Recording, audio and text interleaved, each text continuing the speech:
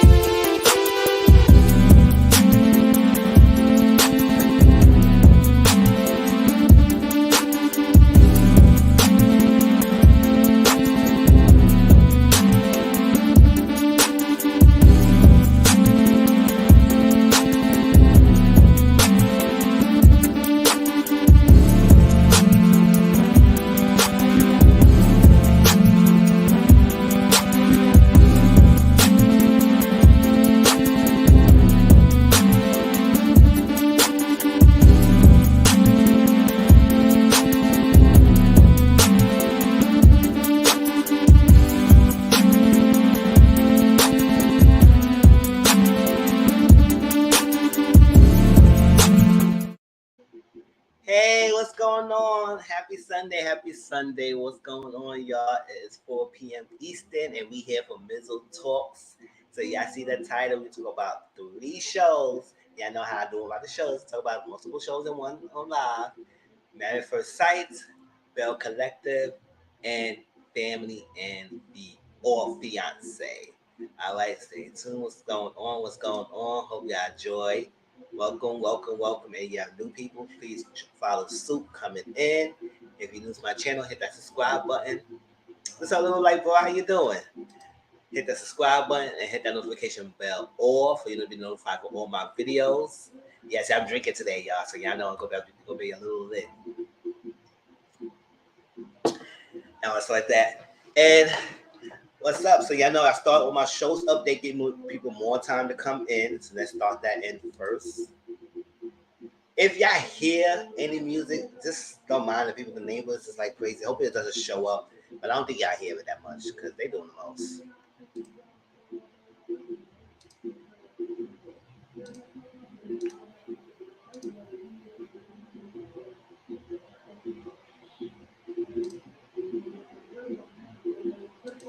All right, hear that.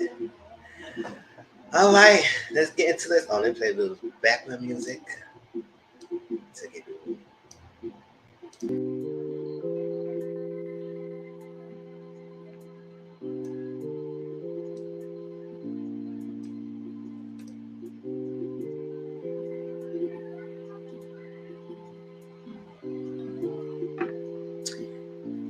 It gotta be a big deal because if it shows up with my thing, YouTube might flag it, and that's how I like it.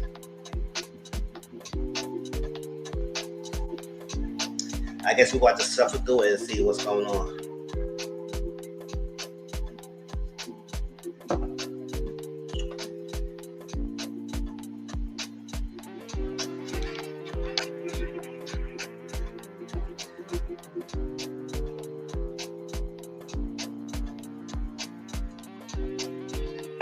And again, I'm like, come on out. Oh, okay. Oh, that's good. Because I don't want to be coming up. I don't want to say that I'm playing some music now. That's not me.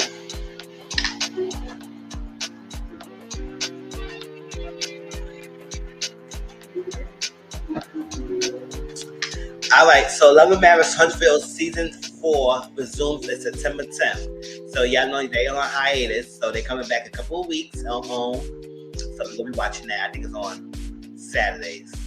So Saturdays. All right, Real Housewives. Oh, I forgot to let me add that one.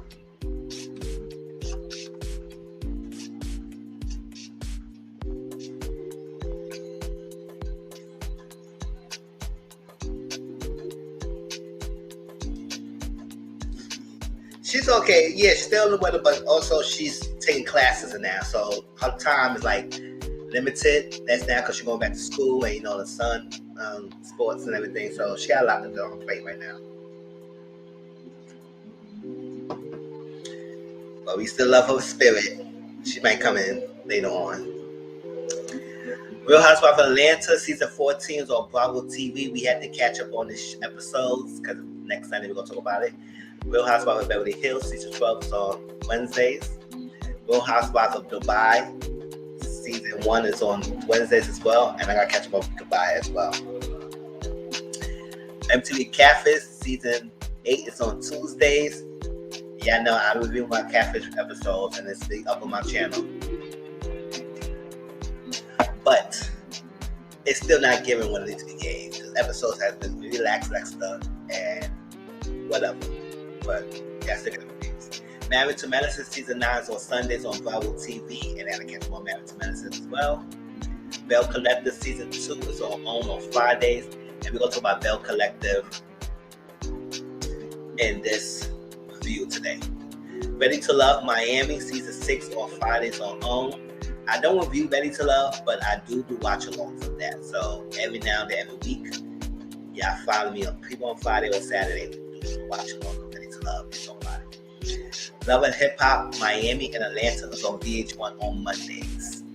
I still haven't seen the episodes yet, so when I get the chance to see it, I guess I see it with y'all. But but y'all know it's on VH1. It's on Mondays, and it came back. If y'all seen it, y'all let me know how y'all feel about it.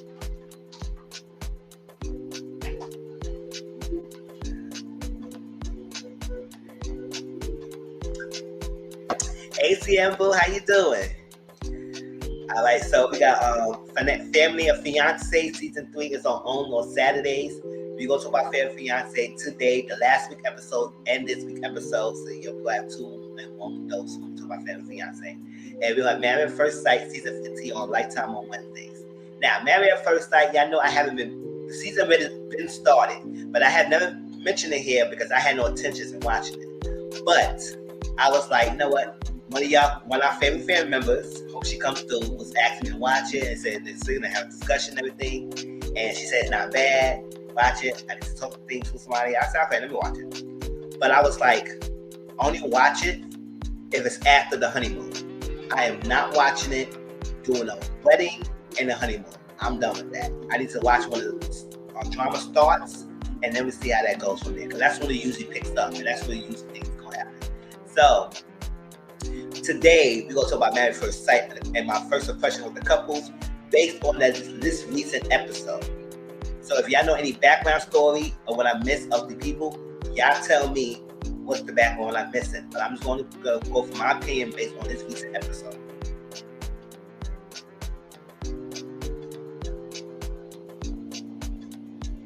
Oh, the relationship show now. I hear that. Chill.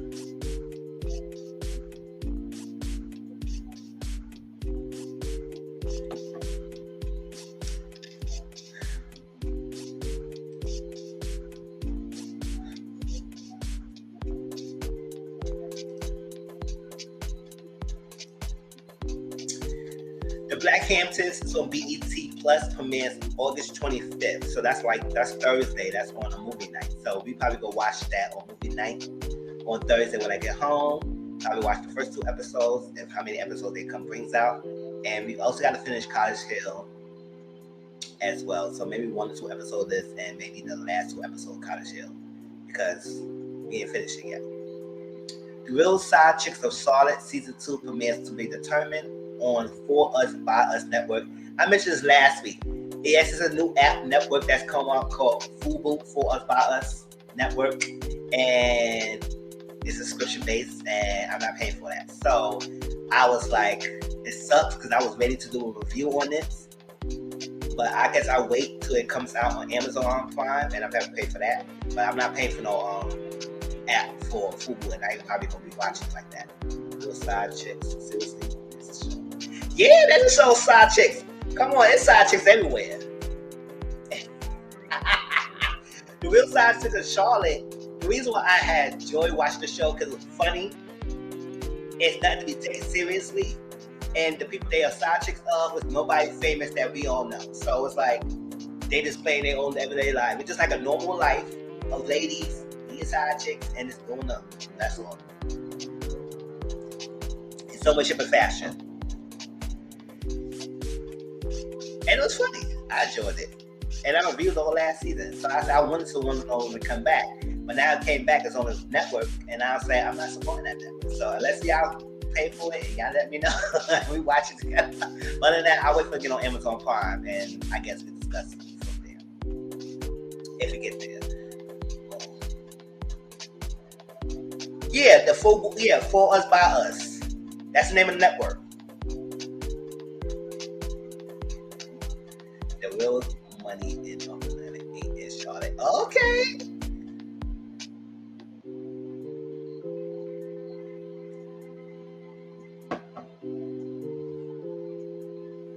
Oh, I hear that. Okay, yeah. They ain't in Charlotte. They're somewhere else. So no.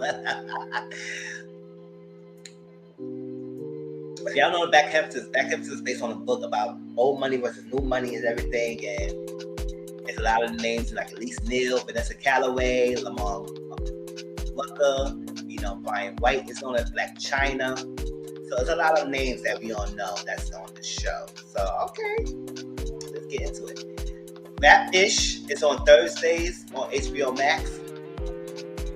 I may pay for just as well. Okay.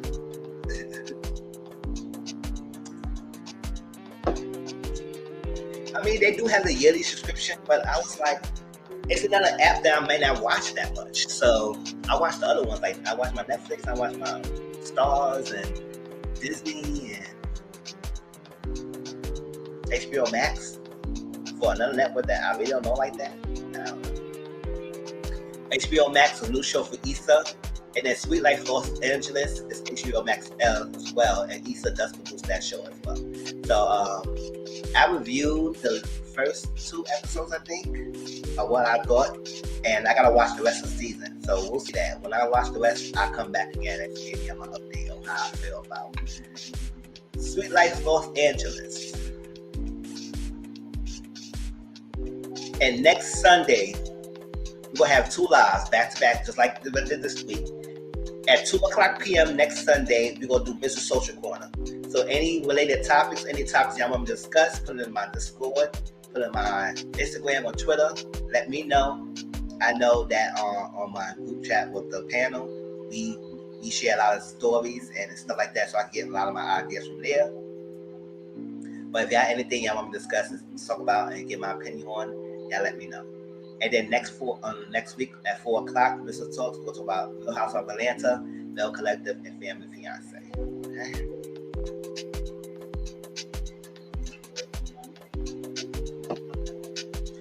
Y'all will get a review on Dubai once I catch up and give y'all probably just like a one review, probably a live on Dubai. Just so we'll see.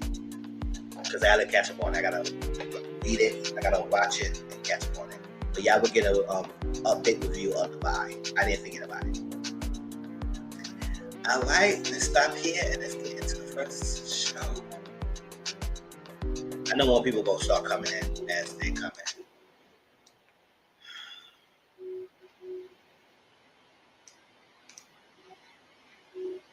I wish they didn't play the music. Like, why they couldn't wait to figure later on tonight? Yes, we gotta check it through it, y'all. Check it through it.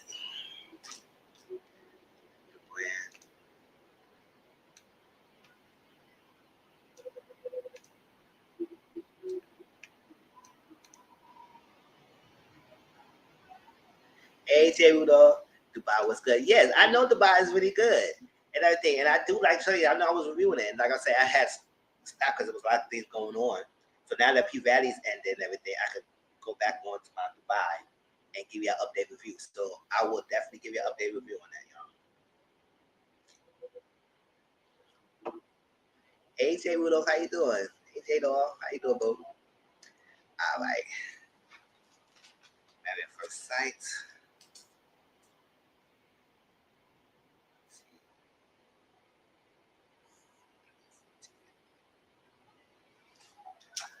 That's that. My share screen.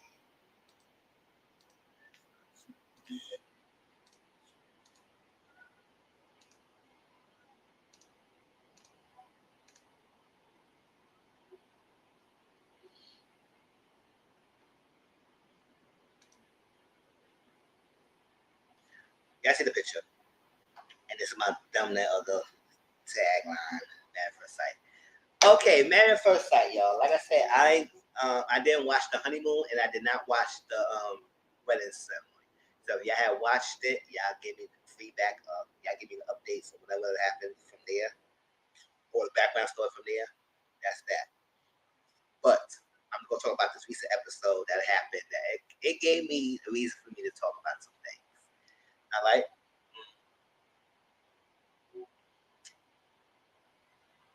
Another divorce for Love Is Blind. Who's divorcing? Besides, we saw Ayana and Jared divorcing. Who else?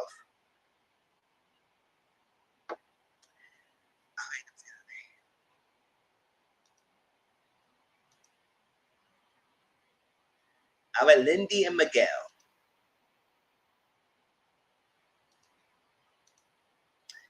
Lindy and Miguel, y'all. How I feel about this couple is that they do seem like they say they get along well. Daniel. Oh, okay. Nobody's surprised about that either. So I was like, what y'all doing? Nobody's surprised about Daniel and Nick going. They should never got to marry in the first place.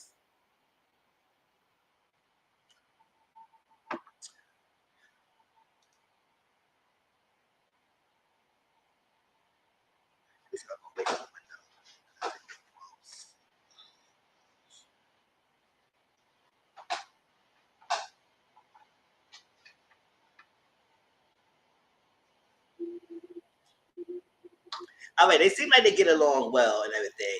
But my thing about this couple, it seemed like Lindy is so, she don't like to hear the word D-Day. Because he keeps saying, he bringing up, we got to do what we got to do with D-Day. You know, D-Day's coming up. It's in the book. She's like, I don't talk about it. I want to listen. I said, listen, at the end of the day, girl, you know that's coming up. It's like in school when you have a final and you don't want to talk about finals and you don't want to think about finals coming up. At the end of the day, you know finals coming up. So be prepared. So you got to be prepared for the D-Day. At the end of the day, that's what determines y'all going to move forward together as a couple or y'all going to go your separate ways. So for you to get all freaked out about the word D-Day, it's like, girl, relax. And everything. Now, at the same time, Miguel, you got to keep bringing it up. We know it's coming. So, but live your day by day, week by week, and don't think about D-Day. And when it comes, it can be easier because y'all focus on the now instead of focus on what's there. Y'all know, yes, y'all do have to talk about things, what's going to be future. If we stay together, what our life will be. If I go off camera, y'all, it's because the Wi-Fi thing is acting up. And I don't like when that happens. So I come off of it. I come back on. But we know it's coming up. We got to keep bringing it up and letting me know about D-Day. Let it be and let it go. So they decided to rename it to Vow Renewal Day. I said vow renewal, girl. What the hell is this? It's so cute when we talk about vow renewal because it's like I don't want to hear on the D-Day, but it's vow renewal day and everything. I say no vow renewal if you're not going to vow renewal. If y'all say no, ain't no vow renewal, so it's D-Day as it is. So don't try to change the name. Even when they were talking about Pastor Cal said, he was like, isn't that really that silly? Change the name? It's still in there. Go away. So that's that. And my thing about another thing about this couple, and as Lindy, you was kind of confusing because you saying you like that he open and he expresses things and he expresses how he feels and he does the whole thing and I like that about them. But you only say that when he say things about the positive stuff. When he critique things and he say something how you feel or something like that, you don't want him to be open up. Cause so when before you got to Pastor Cal, you was like, oh, I like that he's open, honest. I like that I know what he is at. He does hard things for me and I don't have to guess and all that stuff. But then you get in front of Pastor Cal and you gonna say, I don't want you to tell me if you gonna put away from me because you got feelings. I don't want you to keep that to yourself. I don't need you to tell me that. I said, oh wow. I think you would like to know if you put away for you or he feel not into the relationship or he don't like you at the moment, whatever that, because stuff like that might happen from time to time. For you to say you don't want him to share that things because you feel like you might fail or all of that, It's gonna happen. Nobody marriages is always an up and up. That some are better than others. Like I said, I'm not one of the people who think that every marriage has had to go through so much deep down times that you down and out, you about to almost go to divorce. No, I think that some marriages work well if y'all communicate and y'all do well. I think not all marriages always the down and down. Some is like more ups than downs, like that. But I know all marriages go through some things. So for you to sit here and act like you don't want him to speak some things if you feel he may push away or whatever it is, or he feels some way about a relationship that could make it better or whatever it is, you don't want him to say nothing. But so you want to live in the la la land?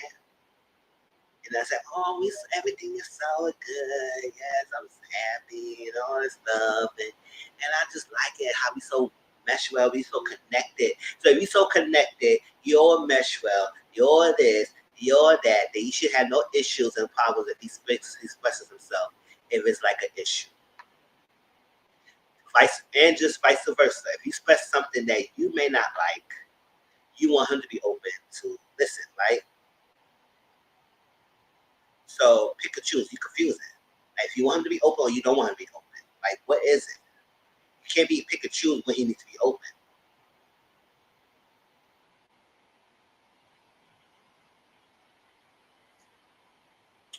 So I just don't like that.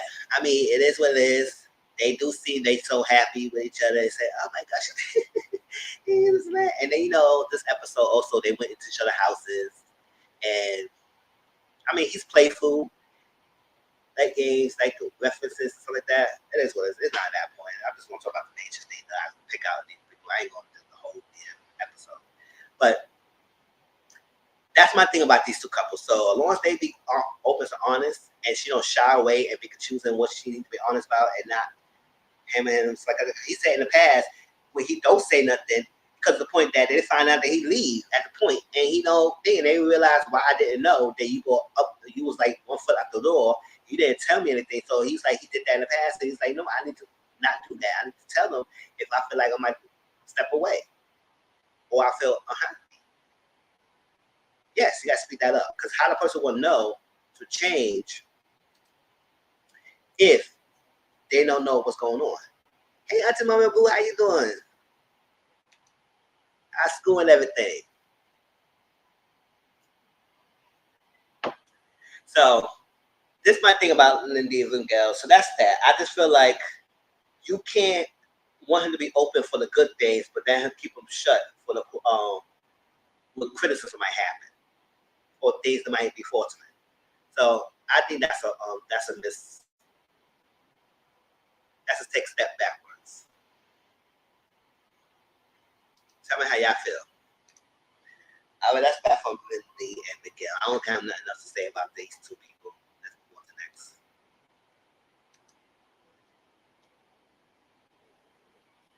Kristen and Mitch. Ciao.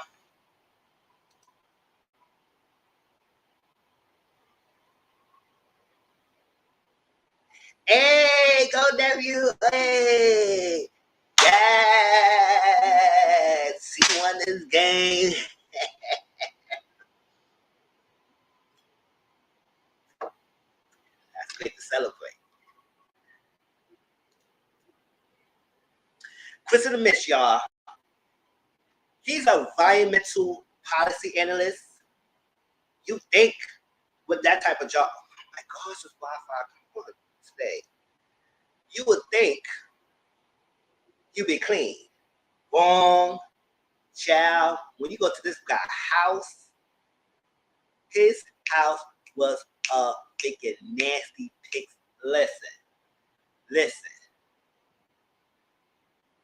You don't have to be a neat freak. You don't have to be, because I'm not a neat freak. But I like to keep myself clean. Nobody can come to my house and say that I'm dirty. Period. I don't have OCD cleaning, but in case come to my house and say I'm dirty. So to go in somebody's house and their bathtub is dirty to the because he said he cleaned his plants in the bathtub. Okay, you clean your plants in the bathtub, or you clean the bathtub afterwards? Yes. And his bathroom was nasty. That's one thing. So I said, damn, you didn't scrub it. I said, why? Y'all went to this house, look at this bathroom like this. Y'all should have cleaned that up. Right? Not only that, he kitchen looked like it was like ran through. To the point, listen, his house was so dirty, the roaches was not in there.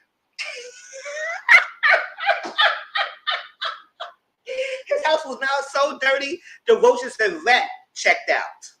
They collect their deposit, they secure deposit, and ran out the way. That's how dirty their place is made. You know, they gravitate towards the dirtiness. To the point, it was so dirty, roaches and rats left the building. They didn't want to be in there. They said, oh, hell to the no. They collected the deposit and they went to another building, went to another apartment because in the house. They said, oh, hell to the Mike, Steven, no, Mitch. You're a dirty motherfucker. And we love dirt, but not this dirt.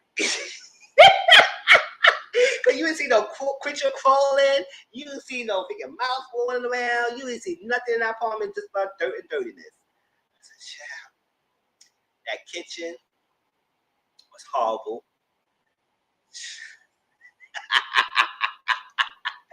Kitchen was horrible. Everything. So they looking at it. I said, what the? And your environmental policy analyst, and he had something in there that would like clean the filter the air. I said, you should have had somebody to clean the whole house. And then Kristen, she said, I just like how we so connected and everything, and I just love it. I don't have no complaints right now and everything. And then went to your house. Your house was small as hell. And your thing was like a shoebox. And I ain't gonna forget, he wore some freaking flip-flop sandals or beach sandals, whatever it was. And sat on your bed, whatever. And then he had some freaking dog like Luna who's like,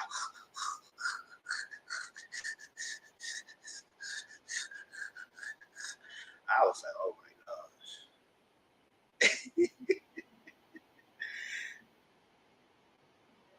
And try to integrate, because this is the time they're integrating an apartment that the company pays for, shared apartment. And they're trying to bring some stuff from their own individual houses to their shared apartment for the 8 weeks they stay there.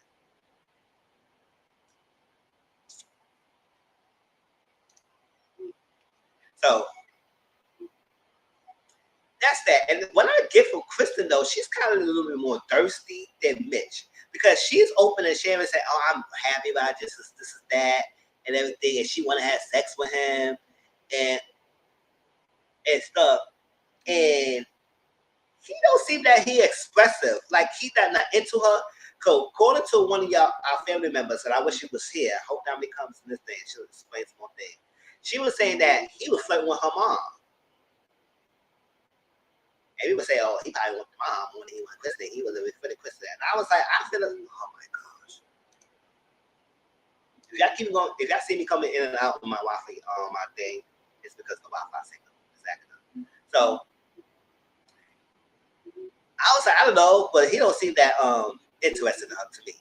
He don't seem that interested. Because every time she expresses her, he just look at her, just laughing at her. I said, that would get me annoyed. So when she sat down, they had a conversation with Pastor Kevin. I don't remember the conversation, but what I do remember is that she sat down and she gave him some coupons. Y'all heard that, right?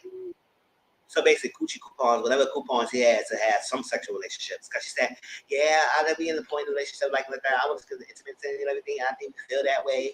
So she said, and this is that, and the charge for the coupon. And so listen, that time with your wifey today expires tonight.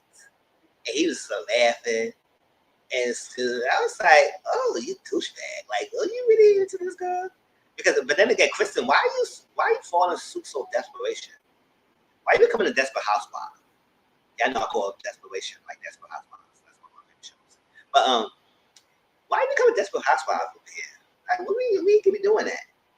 He's so decent and being this. First of all, his bathtub showed that he clean like that. So I don't know why you trying to be so hell bent taking a bath with him, because you want to give him a freaking coupon of taking a bath with him so he can. Yes. coochie go on for real. I said, you coming very thirsty over this guy. And he don't see nothing. So it's like every time you ask him a question, he said, I think you love me. He said, yeah. And then when he says something, when you ask him a question, something, he don't say nothing. He said, I would say, Kristen, do you don't see, or you just in La La Land? Did they have sex in the honeymoon? Because I don't know they did, and they didn't do it. She's very open. She's very open. So I was like, Kristen, you need to calm down with the coochie coupons. You need to stop doing that, because that sounds very desperation. That's her spice tonight. Tell me this and that, how you feel about me. You like me? You like that? I was like, I don't know why he got in the show, because I guess he ain't working out. But yeah, that was a little too much. I said, Krista, calm down, because he's not really giving much, and you all vocal. All right, let's move to the next person. Next couple.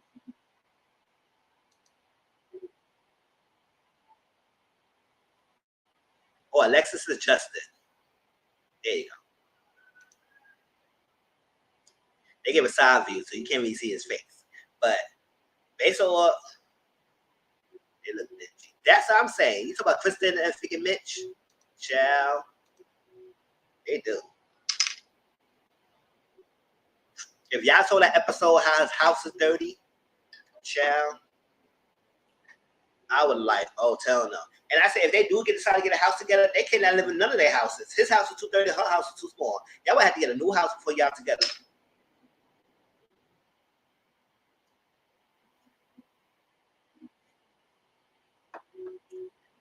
Alexis and Justin. Here we're going to talk about these two, right?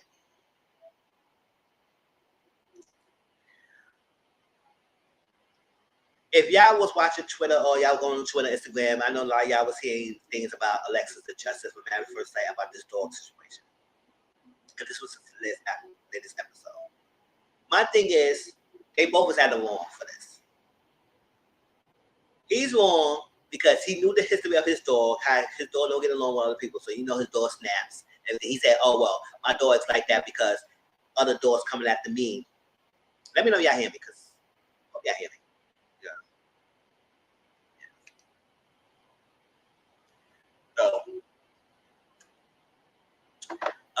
You know, other dogs coming over bothering my dog's tax. But I said, if your dog have a history of doing that, then you shouldn't have your dog around people, and you gotta acclimate that. So Alexis, when his dog and your dog never met each other,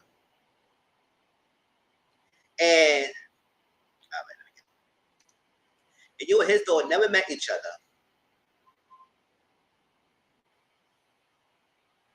and it's the first time meeting, y'all both should have your dogs on a leash. He had his dog on a leash, holding his dog, and she had her dog all free roaming. I said, girl, even he shouldn't lie, he should have told you the truth. But even if he didn't tell you the truth, you should have had your dog on a leash when your dog just first meeting each other. Not all dogs get comfy when little dogs around them. No matter what the size. I see some, I work in a concierge and I work in a residential luxury building. I see a lot of dogs. There are little dogs who go to the bigger ones. And other dogs go at each other sometimes. And one start barking, the other one start barking. So it's like, what you think having a small little dog running around freely when she had this dog that you could tell? And I said one thing, like, if you see your dog doing like that, Justin, why you put the dog in another room? I said, listen, our dogs cannot meet right now. Our dogs cannot meet right now. The dog is not happening. So she treat her dog Norman when her dog name is, I don't care what her name is. Treat like a baby. He had his dog like a baby. So I guess they're gonna you gonna send the dog to a freaking training camp. That training camp don't look like a training camp. That training camp look like a dog jail.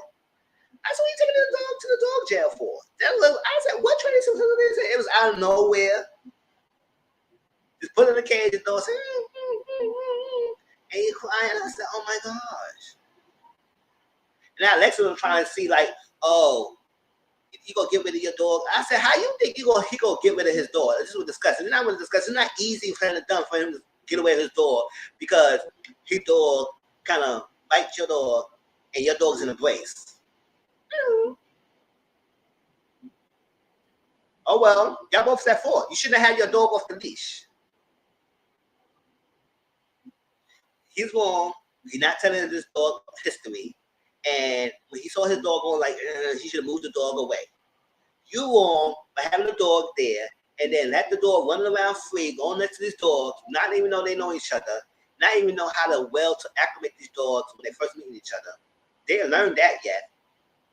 And you had your dog run around and then his dog kind of bit your dog, whatever happened. And puppy, yes. And now your dog is in a brace. But that's both your faults. Yes.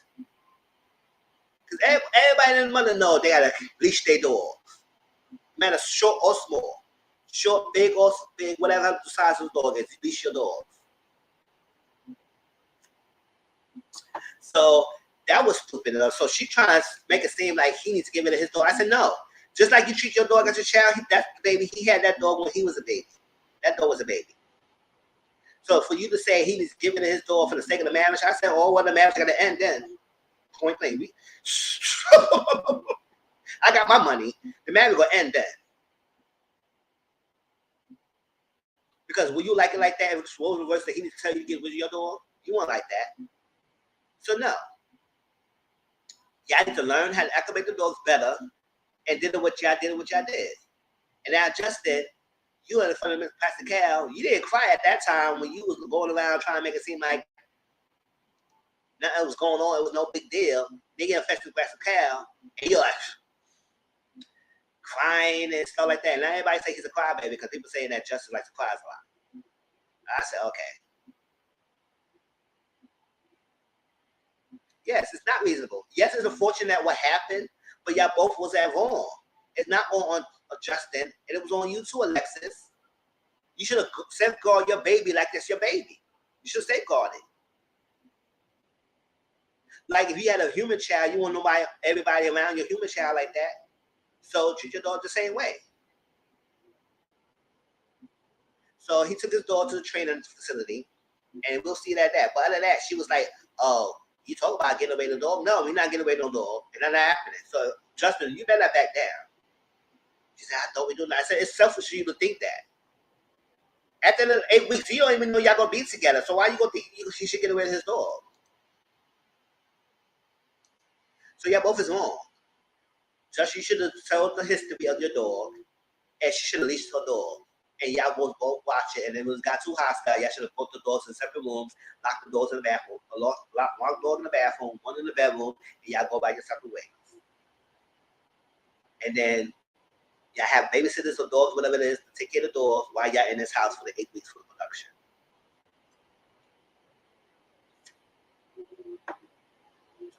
So that's my take between those two. Because I was like, Alexa, you was unreasonable and you was doing the most.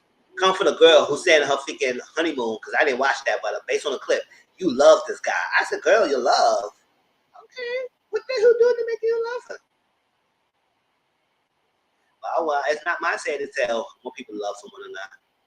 I mean, I'm just saying.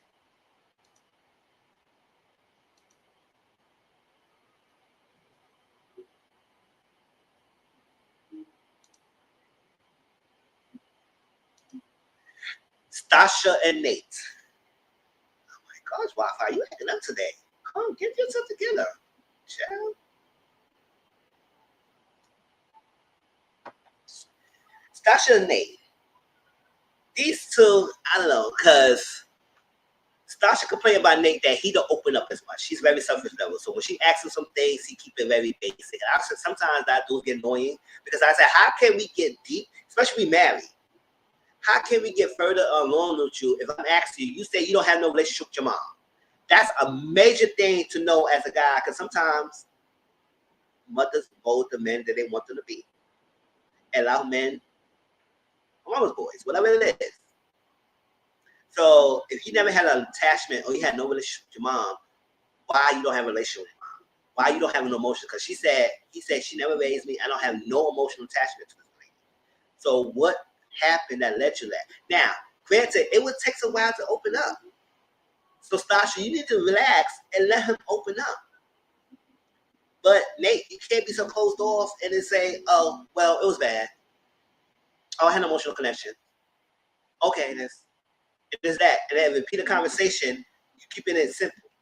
No, we need to open like why? Because that does affect how you relate to other women. I need to know that, and I think Sasha want to know that. She wanted your mom to be around. What happened? How did you feel? And that time it does come off a much. So Sasha, you need to calm down too a little bit because you're doing like he just saying he will open up to you and he will tell you what's going on. Then in the same breath, oh wow, since I mean, you guys, I said, girl, relax. You just saying, like, can you calm down? All right. So that's that. And I don't feel like she really, I don't know. It just seems like she's not really into him like that. And he's not a bad looking dude. And she's a beautiful woman to herself.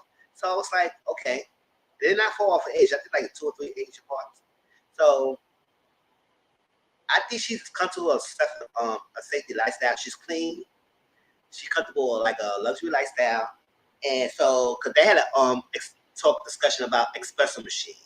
She spent a lot of money on coffee when she go to Starbucks.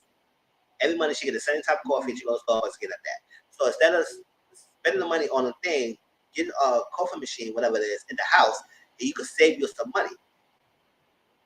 So she wanted a $700 espresso machine, and he was like, hell to the no, because that was too much. Now, I'm not, did she ask you to pay for it? I mean, I don't know, but like, but she said she making $415,000 a year. That's chump change to her. She could easily get that. So I don't know if she can afford it. I don't know why you so hell bent about it. He said, we got to talk about this because, like, let's think about it. You can $700, and then you got to think about this, and you pay $2,400 for this, and you get $700, and not only that, you got to get the coffee, whatever it is, that's $13, whatever, $1,000, whatever, and you got to do this. Like, that's $1,300 compared to $2,400. And I said, oh, man, $1,300 seems a little cheaper, like. So if you want to save money, let her get a espresso machine. So she wanted to keep spending money on a restaurant or Starbucks, whatever she goes to. So, I mean, I don't drink coffee. So I'll say, if you want a espresso machine, you paying out your money because I'm not drinking from out of that. That's only you. Now, if you're drinking out of that, Nate, okay, that's investment for both of y'all. Okay? Now, I think Morgan had it.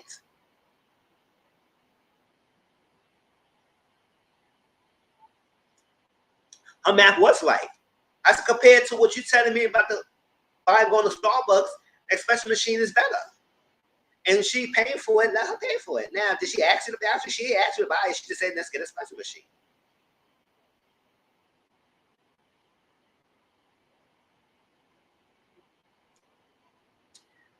Well, and that saved her money. And you have to spend on getting a coffee grinder and all that stuff that they need to have for the espresso machine. Now, Stasha, don't go to Morgan house because she has one. So I know you want one. And don't try to steal nothing from her house because I know you would have stashed that real quick. Don't let Stasha see that, Morgan. Because she want a espresso machine. You have one. Now, they went to expensive houses, right? And her house was immaculate. It's very clean. You can tell she's very clean. She has a big house, big, nice apartment, everything. She has the bed set where it's decorated with decorated pillows, and she has the breakfast tray at the end of the bed, to sitting on the edge of the bed. She said she placed this tray in her bed every day, and I was like, I mean, that's nice. That's different. I don't hardly see that. I know how people bring their trays in the bed when they want to eat. Breakfast and stuff, excuse me, but not decorating it. But hey, she got style, so it's nice. So she went to his house, and to be honest, his house wasn't that bad either. His house was dirty. The only thing about it is that he had empty containers and stuff like that, and it kept in the cabinets. Was I said, okay, that's kind of weird. Like, why you need to throw that stuff out? But other than that, his house was not dirty. But she's in the house doing the utmost most. Let me tell you. I think some of y'all grew up when I grew up too. Like, how many of y'all remember Mad TV? Right? Y'all remember Mad TV? Deborah Wilson, one of the characters she plays, was Bonifa Latifa Halifa Sharifa Jackson, right? That was one of my favorite Mad TV characters. That was one of my favorite TV characters. Her, Miss Vaughn, Miss Lorraine. Oh, do y'all remember that? So Bonifa was one of my favorite characters, right? Y'all remember that episode when Bonifa was doing Bonifa was doing the trading spaces, and they had to trade her whatever they get new furniture for her space, whatever, and trade for another person and everything. And then when she came in the house, and we don't know if she was happy or she didn't make it, because she said, "Oh my god! Oh my god! Oh my god! Oh my gosh! Oh my god! Oh my gosh! Oh my god! Oh my gosh! Oh my gosh! Oh my god!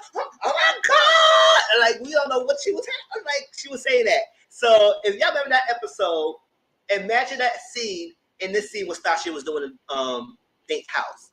Everything she was like, "Oh my god, you got this here? Oh my god, no, we gotta do this now. You want to say, oh man, can't tell us now. Get this out. What do you want? Oh my god, why you do this? Oh my god, sister." I said, "Girl, calm down." He said he was standing there like this.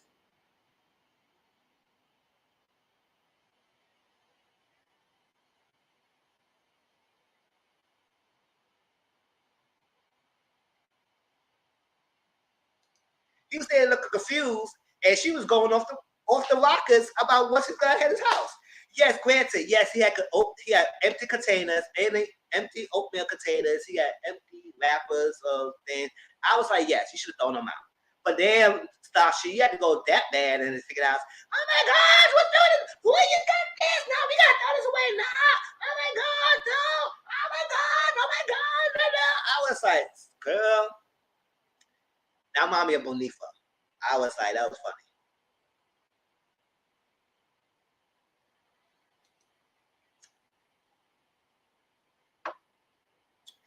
If y'all go on YouTube, I think YouTube still has old episodes of Mad TV. And I think type in Bonifa, Mad TV, and I think it's Trading Spaces. I think that was the episode. And y'all will watch, y'all understand what I was talking about. But yeah, she was doing that. So when the topic of baby came along with Pastor Cal, he was saying that he don't want a kid because he don't think his finances is right there and stable. And I said, sorry excuse to use to not have a kid. It's not a finance, because at the end of the day, if your woman make good money just like you, y'all both could get it. Even Stasha was like, we good. She didn't saying you good. She just saying we good. Yep.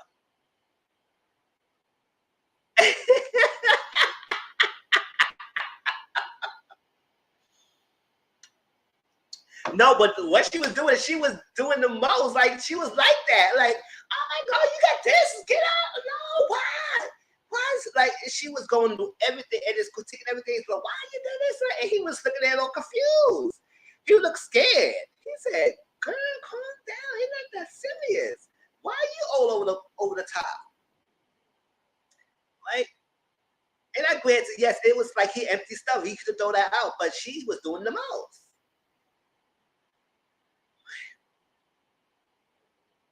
And the Top Your Baby came along, and he said he's not at the financial goal point that he is to have a baby. He said he make $150,000 a year. He's a day trader. I said, I don't know what kind of thing you she looks at me. Yes, right? Because I don't know what kind of day trading you do that make you make $150,000 a year. I don't trust that, but we'll see. We go by what he said. He said he make $150,000 a year. I said, that's enough money to me. Like, come on now. You make way more than money than I'm making. Right? And He said his goal to make $250,000 to be comfortable to raise a kid. He said, I want my kid to know how to think about anything. The college tuition is paid for. This is that paid for. And she said, hold up, I make $415,000 a year. So what are we saying? We good. So what's your issue about having children? It's not about finance, because I'm not saying it's on you. You can still have your goal.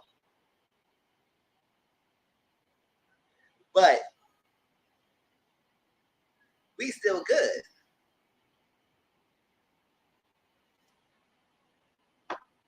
Oh, so it sounds right that he makes $150,000 a year? Okay.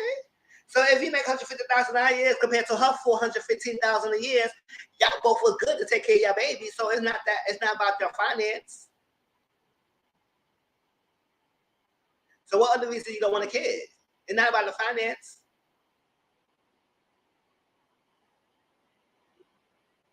But then again, I think it's too early to talk about kids. But I do think that y'all need to have that discussion, because you need to know if y'all do want kids or not. Don't let that be. And then when y'all jump on the ship, when y'all get off, if y'all decide to stay together after like 8 weeks after the day, y'all jump on ship.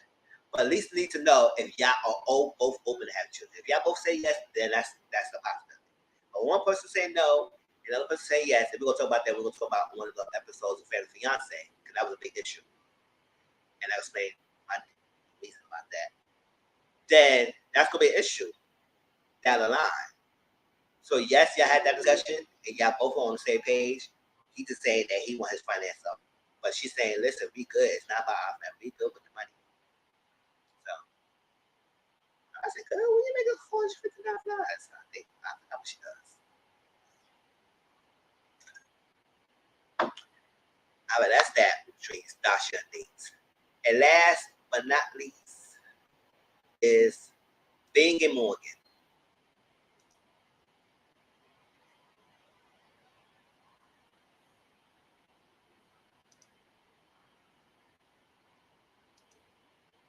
Like I said, Morgan, you better hire your espresso machine, because Stasha want an espresso machine. If she see you in your house, she will take it.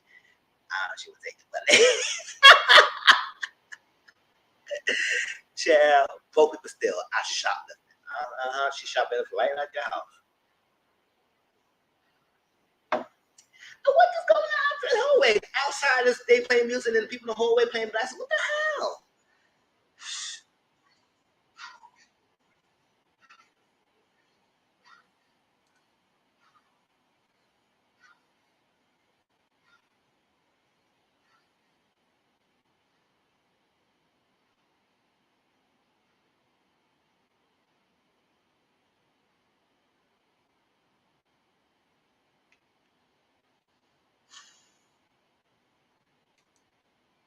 Had the illest men face just now, y'all. Y'all ain't see it, right? Big and Morgan. Yes, if she stopped that pettiness. Because let me say this. Y'all tell me the background story. Because I'm trying to ask Dominique, and it seemed like I'm still kind of clear, but she's trying to explain to me, and I think I understand. So in a honeymoon, she lied and said she had a degree in nursing, but she had an associate degree, but she doesn't have the bachelor's degree. So she's still kind of a nurse, right?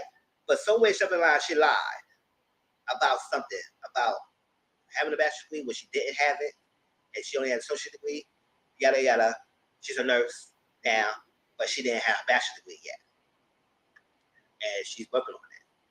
So, but I said, why lie about that though? If you're still in the profession and you working on getting a bachelor's degree, why lie about that? And that wasn't a lie. Y'all explained to me clearly what exactly the lie was. But that's what I got. That she lied about having a bachelor's degree, but she did not have it yet. And she's just a nurse.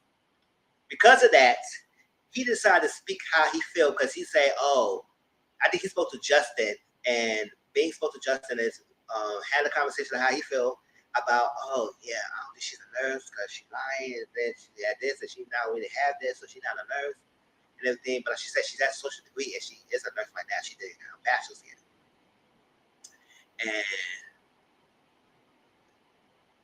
and that's that. So because of that, she felt like he broke her trust, and it's so hard when you break my trust and everything and all that stuff. And this guy understands that, and he apologized profusely, and he haven't done it again because he's trying to understand her. But my thing is, I think that she feel like using it as a way to punish him and badge of honor to hold on something against him. That, oh, remember the time when you said you told Justin about my thing or something? Let me say this. Yes, whatever your partner shared with you and it's personal, y'all keep it to yourself. That's one thing. But she said she had a conversation with Pastor Cal, and she wanted things is like, we had discussed things first, and you had discussed with me if you're going to share anything outside relationship and to other people. And I said, that's fine and dandy if y'all had a discussion and said, well, y'all can or cannot share if y'all talk to other people. That's fine. I'm with that. But we're not going to do here exactly like I had to talk to you every time. If I wanted to talk to my guy friends or you want to talk to your girlfriends about simple things, it's not like you're going to specifics. But if you want to talk to your girlfriends about being on how you feel about something like that, without going into specifics, you can't talk to your girlfriends. You got to talk to your guy first. What we had girlfriends for? And vice versa. Now, if it's certain things y'all discuss as a couple, say, listen, we are not discussing no matter what, whoever acts, at whoever you're with, you're not discussing this, then y'all honor that. But girl, I don't feel like it's not that serious that you can hold on to that heap of this much of the trust for you to have your wall up so hard, and he understands that he know he did wrong, and he apologized profusely and trying to make it good graces. And then he had to learn how to be affectionate. I said, damn, he had to learn to be affectionate. He haven't been affectionate with nobody yet since. Like, you don't know that? Yes, and I agree. Certain things do stay in the home. That's why I feel like certain things, if they discuss whatever needs to stay in the home, it needs to be staying in the home. But if you have a general talk with your girlfriends or guy friends, I don't think I need your permission to tell me I need to talk to them. And that's what she's trying to do. And if you apologize, and part of apology is accepting it and forgiving, they need to forgive and move on. Because I was like, girl, if you do it like this, imagine what would happen if somebody cheated. Now I want to see how you got this much reaction of he's saying something. And all he said was, she said she had a bachelor's degree and she don't got a bachelor's degree, so I don't think she's a nurse. But yeah, so much she did lie. So everybody focused on what he did, but nobody focused on why she lied. Hey Tiffany, how you doing, boo? Yes, we just talked about the first show, so we got 2 other shows, so you right on time, right? So I think yes, Bing was wrong for going to Untitled Chapter because he felt frustrated, whatever his reasons. So I hope next time, whatever discussion you have with Morgan, and y'all decide not to discuss those things, y'all just don't say nothing. But at the same time, if you talk with his guy friends about marriages and she talks to her girlfriend about marriages, I don't need your permission. We can talk. We just gotta give specifics.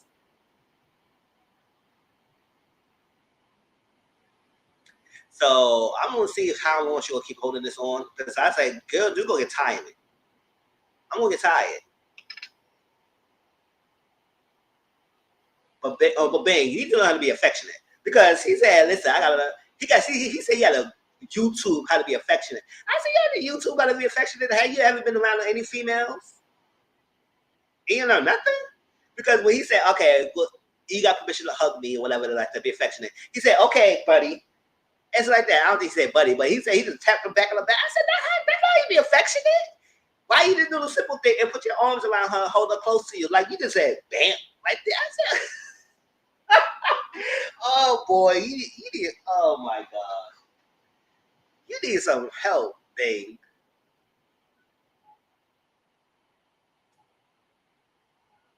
I just gonna do that. That's not affectionate. Child, y'all help babe. But I don't think things seem like he's the devious bad guy. But I need to have a safe energy if anything future comes up and it's worse than what it was. Because how she had this much reaction, I want to see how she gonna react when other things comes up. I want to know how she react. But I said, anything last thoughts about love?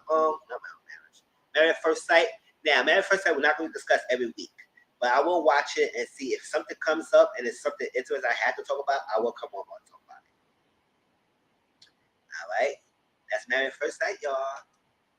So thanks, Dominique, for getting me watching it because I was not gonna watch the season, y'all. I said that. As I said, if I watch that Married at First Sight, I'm starting after the honeymoon.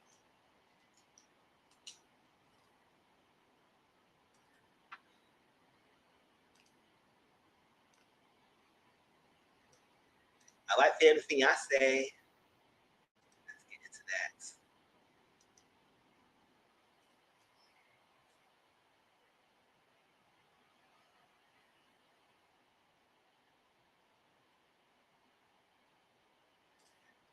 All right, y'all. Let's do Fiance.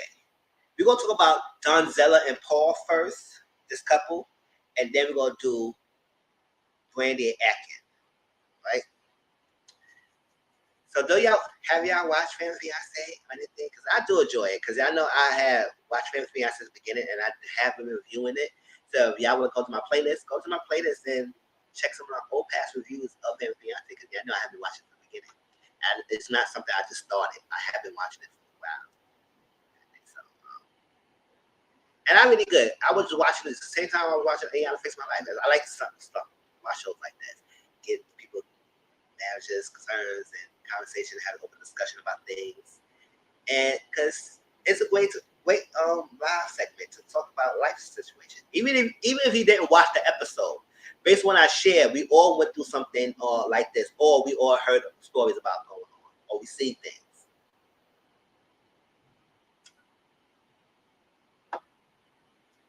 I watch it to see if it's worthwhile. And if you don't watch it, I'll watch it for you. See, hey, Mizzle got y'all. I'll watch it for y'all. Just be prepared to discuss what I said.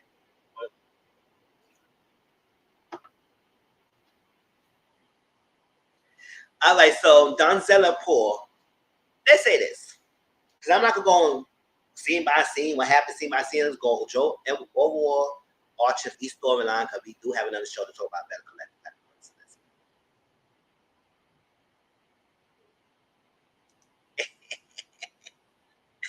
All right, so Donzella Paul. If you gonna go on national television and knowing y'all both step outside your relationships, make sure your story is correct. I'm gonna say that, because y'all sat here in this whole hour thing trying to play in our faces, act like y'all did not step out your own individual relationships, your marriages, where you're at the time, to be with each other, and then your partners find out that led to y'all to get a divorce.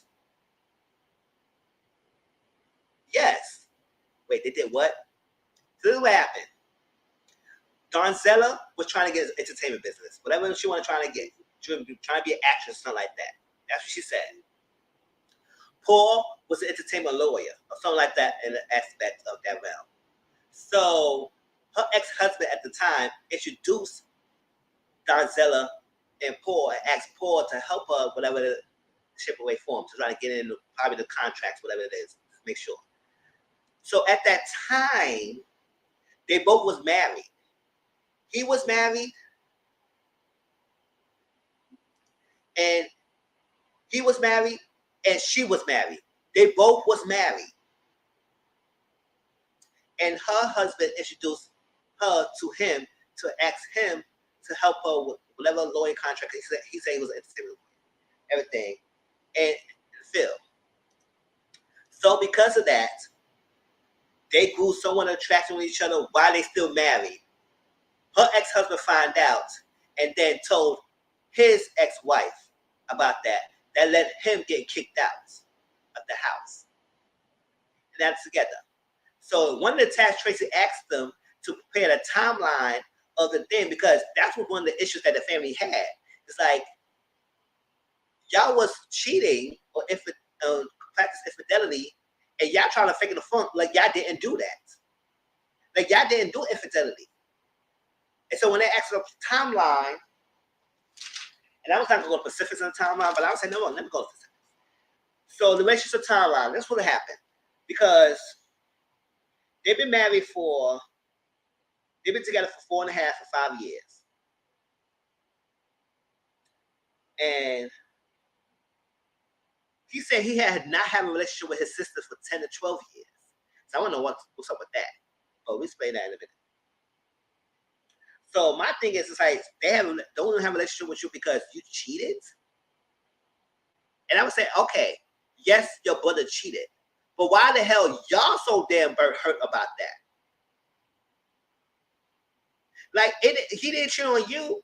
You don't have a relationship with him. Yes, he messed up. But why the hell y'all haven't been talking for 10 to 12 years? It had nothing to do with nothing about him cheating. So they said, let's just talk about when they first met. He said they met in April 2014. She said they met in June 2016. They talking about no match. If y'all gonna get on TV shows, know that y'all cheated on your spouses with each other and get on television, that should be on the same page. How the hell he said your first met was 2014, and you first met him in 2016? Then they were friends in November 2015. That's what he said. And she said they were friends in June 2016. That's that.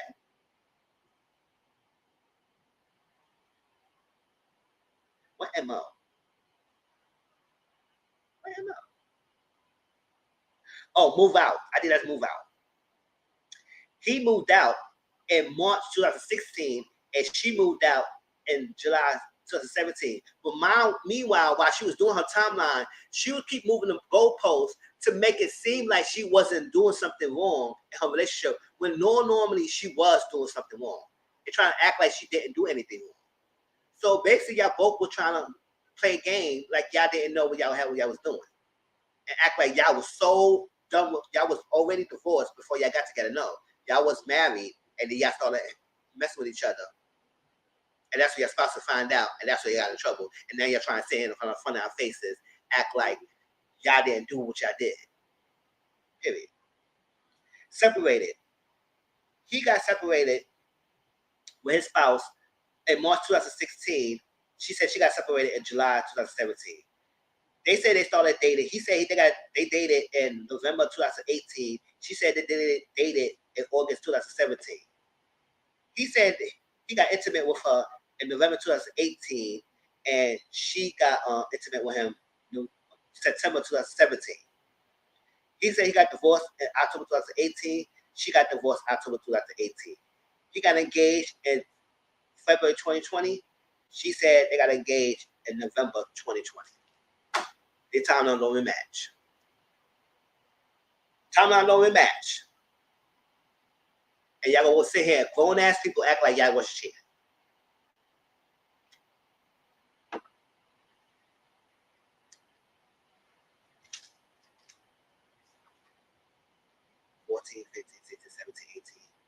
Yeah, that's about the same time they met each other. And 4 or 5 years, 4.5, 5 years ago.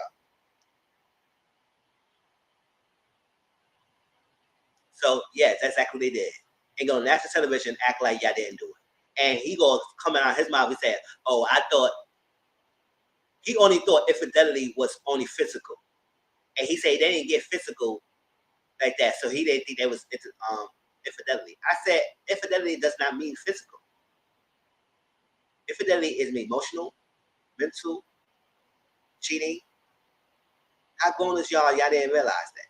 So it was an incident that happened that she said she was in a body painting class and she has a body paint, whatever it was. It looked like she had no body paint. It looked like she was in a hotel room laying down and he was laying next to her. And he was like this. A picture. Looked like he had no shirt on, whatever, and act like that was not appropriate. And she tried to act like that was not appropriate. She was like, "Oh, this is only body paint, ain't no big deal. That's nothing too serious." And they're trying to act like it's like, girl, if your husband did what you did, you didn't like that. She said, no, it would not be acceptable. So now you're gonna sit here and act like it was acceptable because you did it, girl. Come on now. Come on now. That was dumb as hell. It was topless with a picture at that time with him, and y'all both was married. So his sister Alexis, she was upset because she felt like he used her as a scapegoat, an alibi to do what he did, saying he was telling his wife that he was going out with his sister, but he was never normally was going out to a Donzella. And a sister want an apology for that because you her. But I was like, okay, when he was married with the wife, because Alexis, the sister, she was in the house with them. I said, why she had to move in with the house with y'all? What was that? They didn't go into details of why she moved in with them. But she disdained cheaters and infidelity. So, granted, it was wrong for him to use his sister as an alibi and everything. But I was like, girl, if you don't like cheating and you come to condone that, you was all in his house. So to me, in some way, shape, or form, you was okay with it until he got divorced. Y'all explain to me how y'all feel about that, because I was like, it seemed to me you was with it. You was with it. Now, if you wasn't with it, why you had that a long time ago? And then he felt like when he got kicked out and he had his bags, his sister didn't help him go anywhere. She didn't come and get him or help him. She stayed in the house with the ex-wife. I said, what the hell is about?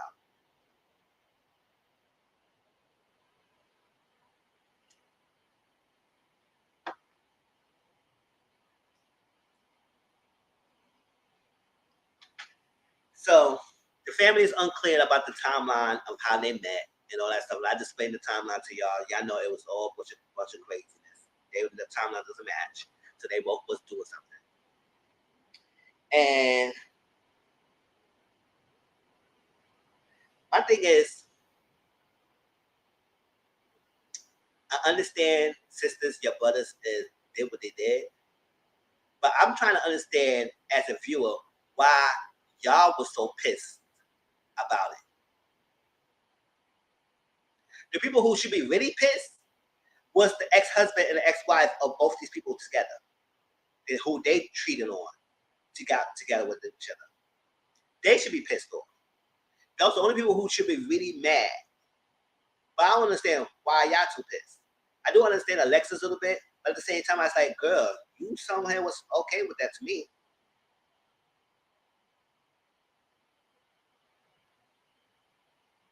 So the fact that y'all didn't have a good relationship, because he mentioned that how him and his sisters,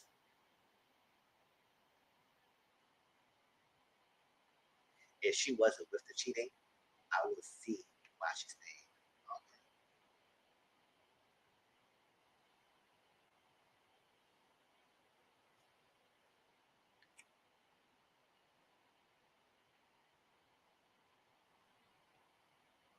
Okay. Oh, you see why she stayed at the house if she wasn't with cheating?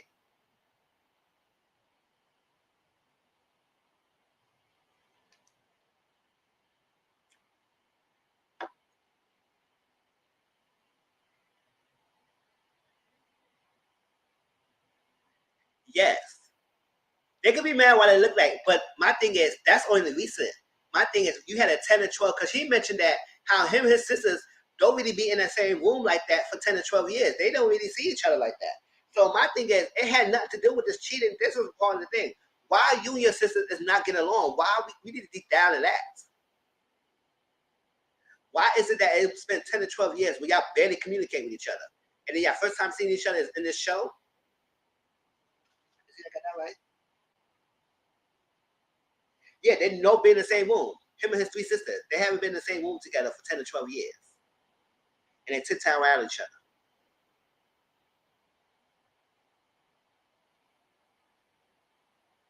But y'all mad, really mad.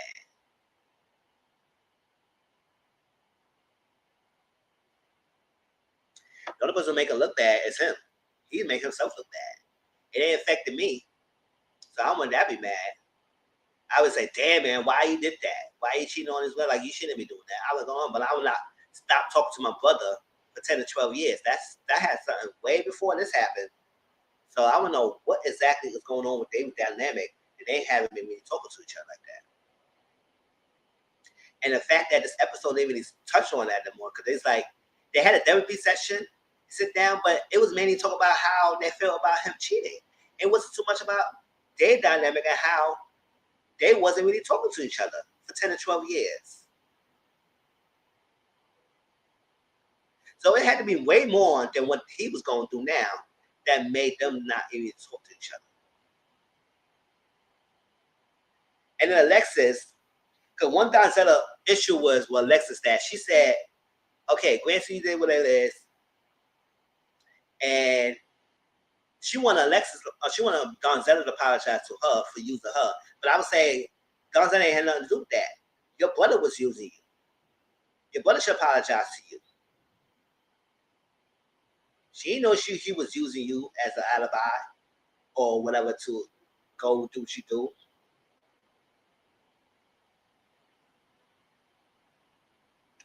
And that's probably, maybe that could be the reason. But they never really touched on why they were so mad or why they don't really have a good relationship. 10 to 12 years.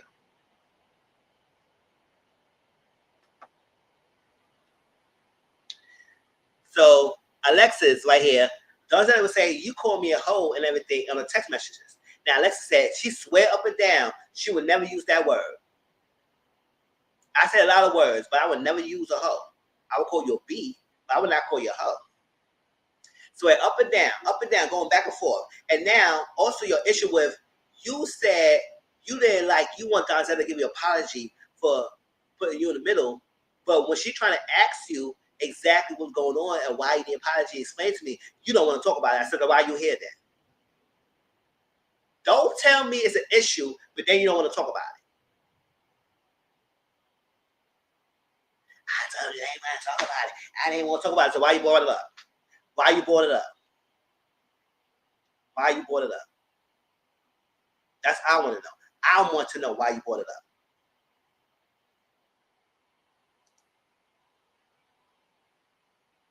So then, while y'all was going over and back and forth about, oh, I didn't ever say the word, I would never call you a hoe, and you say, yes, you did, you called me a hoe. And I said, okay, you went later on to search through your phone and find out you actually did call her one. That leads you to apologize. Oh, I did call you a hoe. Maybe I was, at the time, I said what I want to say at my time when I'm upset. But I said, but you was so adamant that you never said it. But why do you have to wait to go off to your phone? Why you couldn't bring your phone there and search right there and go off right there, and you're going to find out you did call her at the dinner table? You had to wait till the next day to find out to search through your phone and realize you just said that? So you so adamant think you would never say a word, but you actually do say the word. Alexis, girl.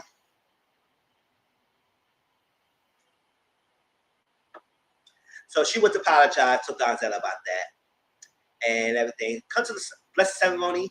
They all gave us yes, except for one sister. One of the sisters said no.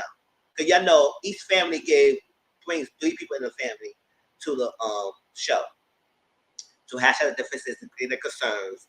So all of his side of the family said yes. Oh, sorry. All of her side of the family said yes. And 2 of his sisters said no. No, 2 of his sisters said yes, and 1 of his sisters said no. And I said that sister probably wanted to hold on to you. She wanted to use that to hold on to your head on what you did. But I want to know what's the deeper reason why you and your sisters don't really talk, and then y'all be disabled. And maybe it could be like he put them in a bad position before, but we need to know why. And we never got to the reason. They just brushed that over.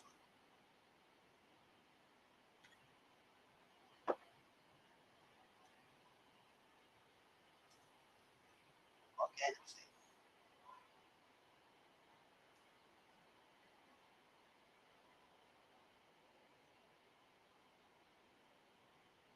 And I know a lot of people saying that Tracy McMillan is maybe male identified. And y'all let me know if y'all see the show, if y'all think the show is. Because I do start seeing that she does put a lot of women more hard to task and more accountable than the men. So I'm sorry, maybe seeing that she probably could be. Maybe is.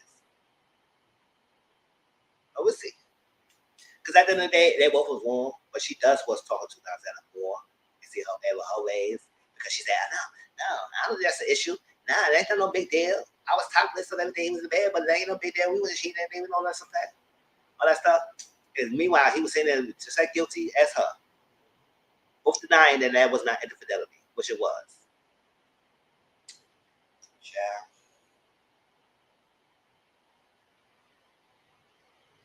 That was that, y'all. That was Donzella and Paul. And we'll switch gears and talk to Atkins and Brandy.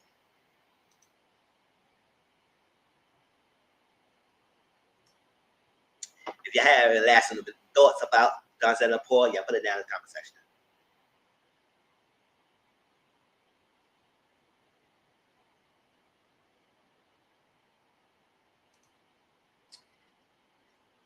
Atkins and Brandy. So Atkins and Brandy only been together for over 2 years, right? He saw her through Facebook. She's a content creator. He saw her. She's 37 years old. He's 49 years old. Did they stay together? Let me see. Oh, I didn't catch. Let me see. Follow up because my it's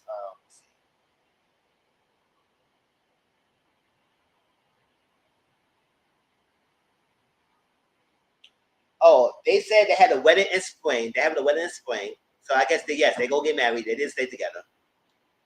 And I think Donzella is not interested in having a relationship with Alexis.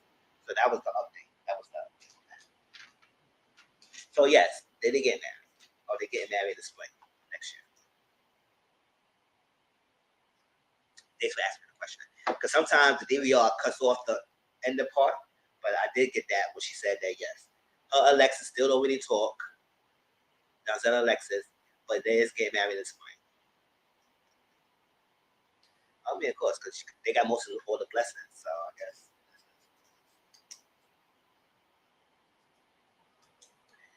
So Brandy and Atkins, right? They've been together over 3 years.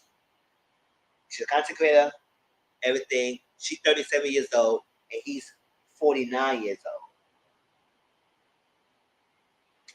And the biggest thing in their relationship is the concept of a baby. She wants a baby, and he doesn't. And no. And she said the age is a factor in the relationship of a component of the baby. Which I was thinking, I say most men, the age is not a factor enough. If they want a baby, they can have a baby like that. Because unless it's something with the sperm, they can have a baby. But when we go along, he explained why he felt like his age is that he didn't have a baby. The baby is an issue right there. So they're trying to see what on the same board. They've been engaged for 7 months. And they're trying to get married in I think in 10 months, 11 the time the episode ends. They said they'll be married around New Year's. That's what they said they're trying to get married. He has a son already, but she doesn't have no kids.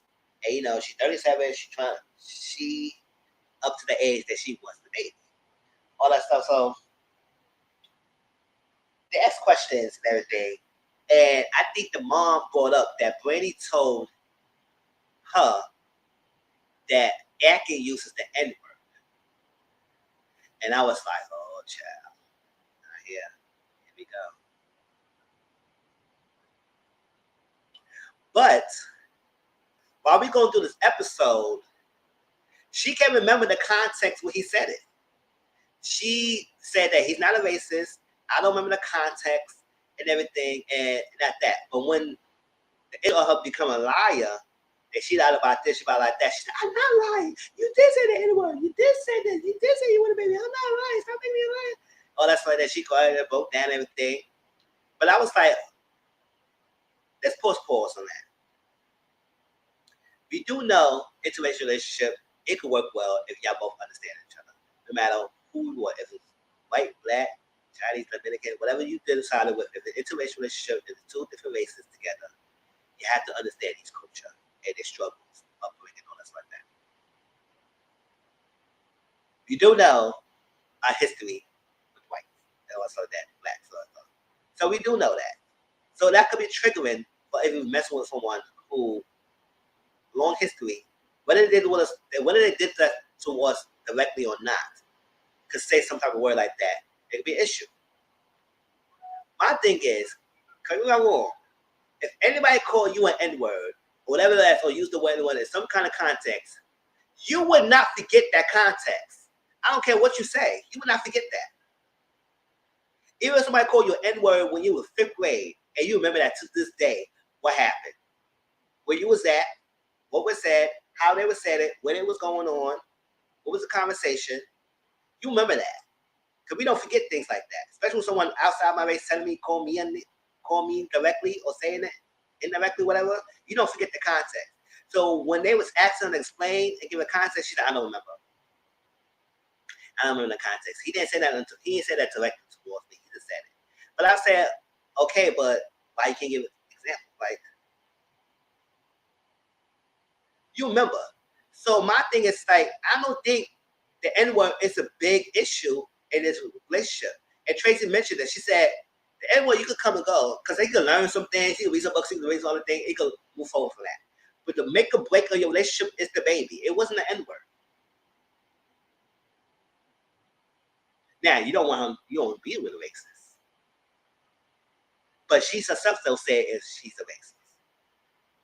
And then she can't give context. I said, girl, then it isn't really that big of an issue. You're just saying it to make to make him look bad. Because when they mentioned it, and when the sisters, I think Angel, Aisha, the Angel, the sister, brought it up in the thing, he looked at her and said, what? And then she looked at her, she's like, no. And every time that thing bring it up, she acted like she didn't want to answer the question. I said, no, you brought it up. You told your mama. So no, bring it up. No, explain it. What's up? You will not forget that.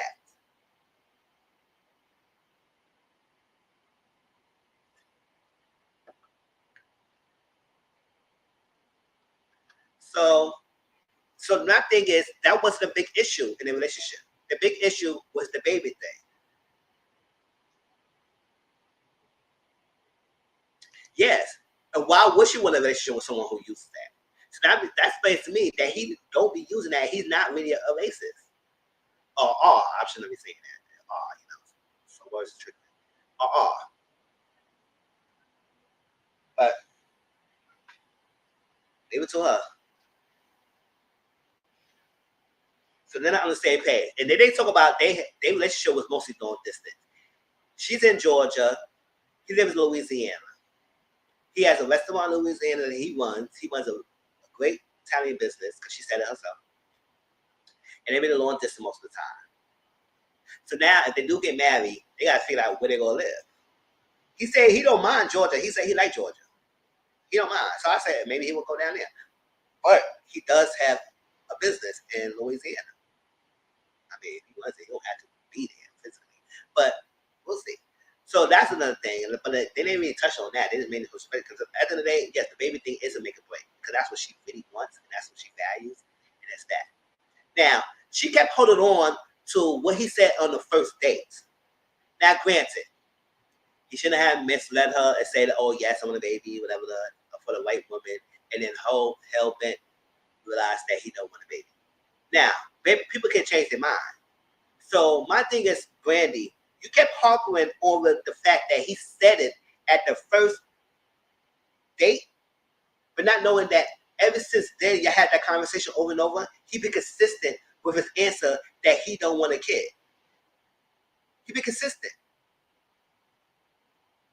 And when he was explaining to her family, they believe him that he been consistent that he don't want a kid, because he have a kid right now, and I think his kid is 20 years old, something like that, and he's barely about to be 50. But I said he can still have a kid, but he don't want to be 70 years old having a 20 years old like that. He had 20 years old, he's 49 right now, so that's okay age right now. He's only another kid, and also he has aspirations of traveling, doing things. So even if he did decide he wouldn't give her a baby, he gonna be doing a lot of things and he not gonna be home. So it's out of Brandy. If you really want a baby so bad, or you want a baby to have a man with someone who will be there, that's the issue. So my thing is, yes, he should have said that in the beginning, but every time you have a conversation, he kept saying that. He said no. Then Brandy, what are we doing here?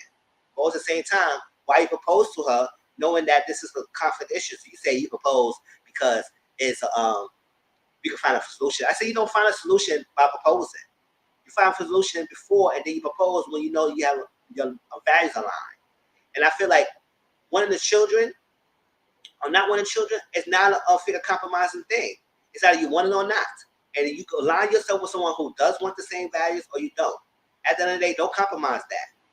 Because you're going to go up and resent to someone. Because you change your values with someone else. No, don't do that.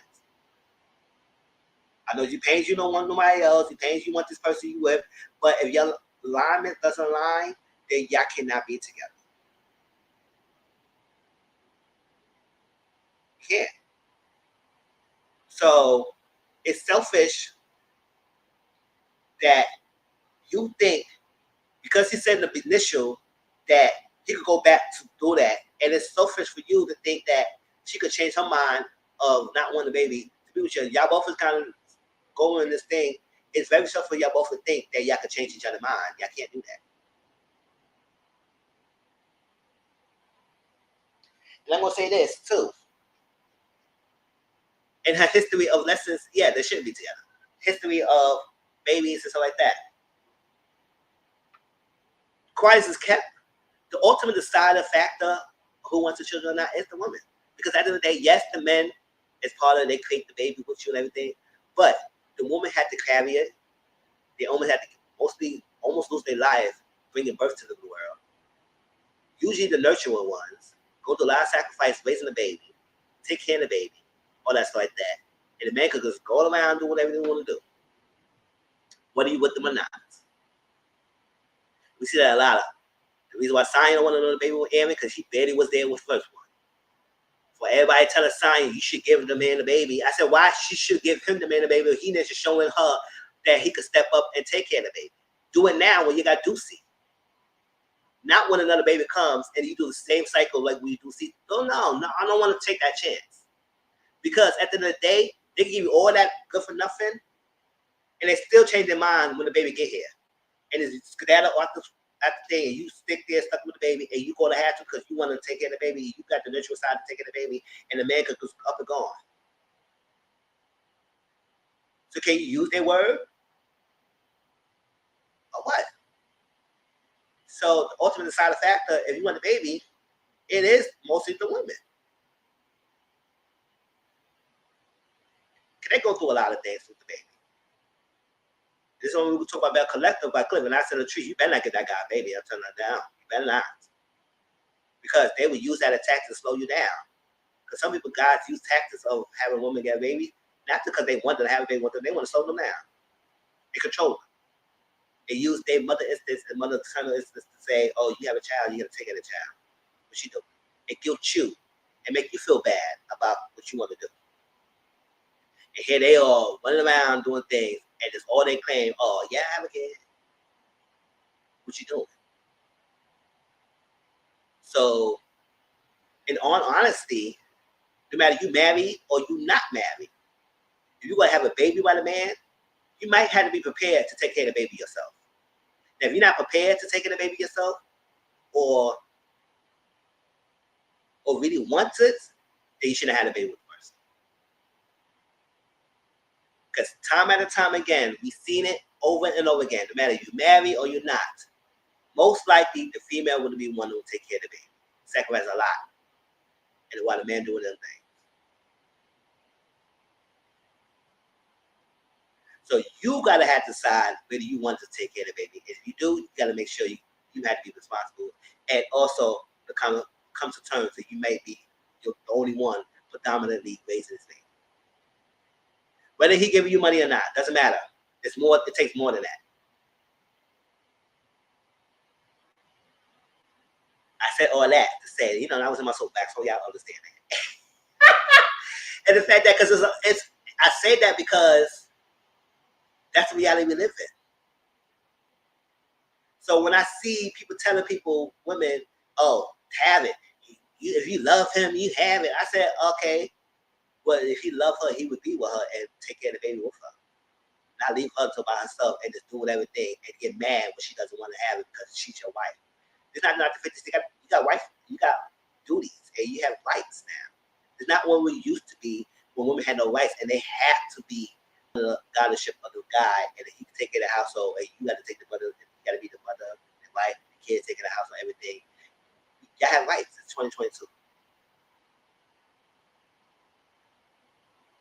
So if anybody talk about how the 50s and the 60s, how it was, and you got to do this and this and that, taking the household and everything, you run away from that. Run away from them. No, they try to stick you back to what it was, and no, you have ultimate rights. You have the right to whether you want to have a kid or not. And if you do have decided to have a kid, it's because you want to have a kid. Don't let to the man trick you to having a man kid and think that he gonna be there. No more than the time it's not right. Because once that kid comes, they will mostly fall on you. It shouldn't be like that. That's reality. I'm not saying that, y'all. It shouldn't be like that, but that's reality. So, Brandy, I said all that to say, is it so much because you want the kid, or you want the kid with someone who going to raise the kid with you? That's the whole point to it. Because you can have a baby, you want to have a baby. You know how many freaking hard dicks around here who just love to spread their seeds? Cool future. So,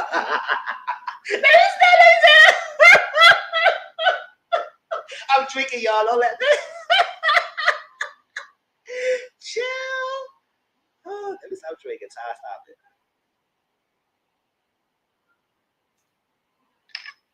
You can have it if you want to have it, girl. Ain't not that hard. But to me, it's like you want to have it with someone who will love and be there with you and take care of the baby. So not this half-time traveling around the world and you home all by yourself, long distance, no help. You can't go out with your friends or whatever that because your man is all over the place.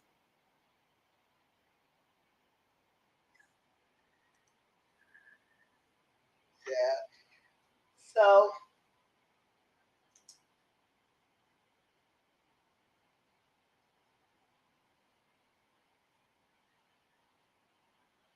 Tracy did a second check-in and she told him like, y'all kind of both being selfish and thinking that y'all could change things.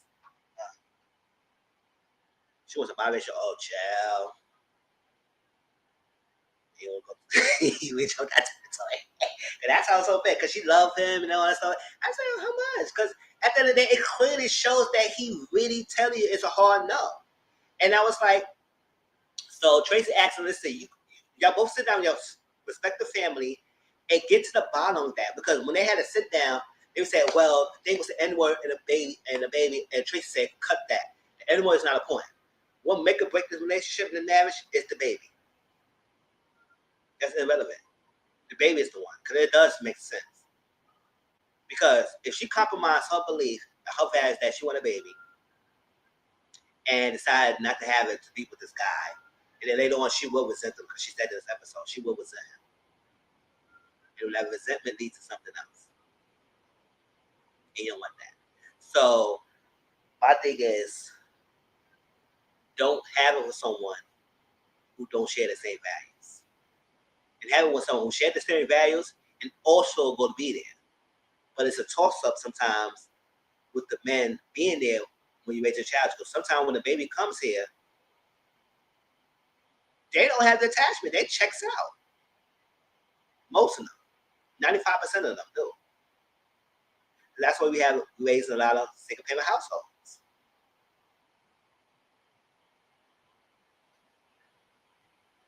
And only do that because they want to show that they think works, not because they want to take care of it.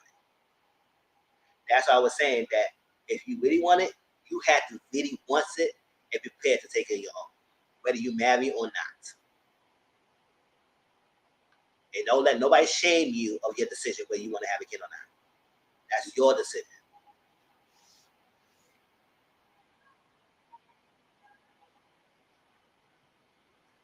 I know a lot of some men were like, damn, Mizzle, what the hell? I said, no, this is the truth. At the end of the day, who's going through all the changes to have the baby? Not us.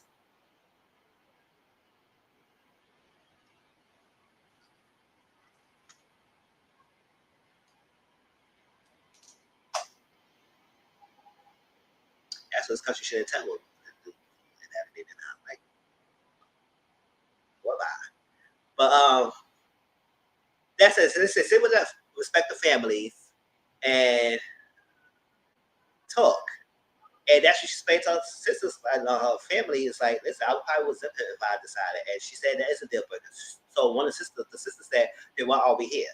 Exactly. Why are we here? Because Brandy, to be honest, girl, you knew his mindset way before you came to the show. But the fact that you kept harping on that first date. Time passes since that first date. But you kept harping on that first date. Not knowing that he kept explaining to you afterwards, yes, he should have misled you. Now he's wrong too. But at the same time, he kept telling you afterwards that he's not ready because his factor, he don't want to be a 70 years old ready to 20 years old. Now he don't want that. So he's done. He want to travel, he want to do a lot of things, and he is not fair to her to actually, if he decided to give her one and not be around. Because she's not like that. Because he said he raised his son. And he want to be there to raise his other child if it's possible, but he don't want another child because that's it. And that's his right. So you, Brandy, had to find someone who's aligned with that. So if y'all can't be together and everything, and that's what it was. And they had an adult conversation, and basically they ended the relationship. They ended the marriage. There's no marriage. There's no wedding. They're gonna have a wedding, and they might most likely move their separate ways because you got to find someone who's aligned with her values, and also be there to help her raise a child. And he said, I love you enough to let you go to leave with someone else. And it's selfish for me to keep you here because I want you with me, just have you with me. And I feel like they had a great adult conversation with no arguing, with no failing out with each other, with not dissing each other. That's how you have a grown conversation. Even though it pains you, it hurts you, you understand each other.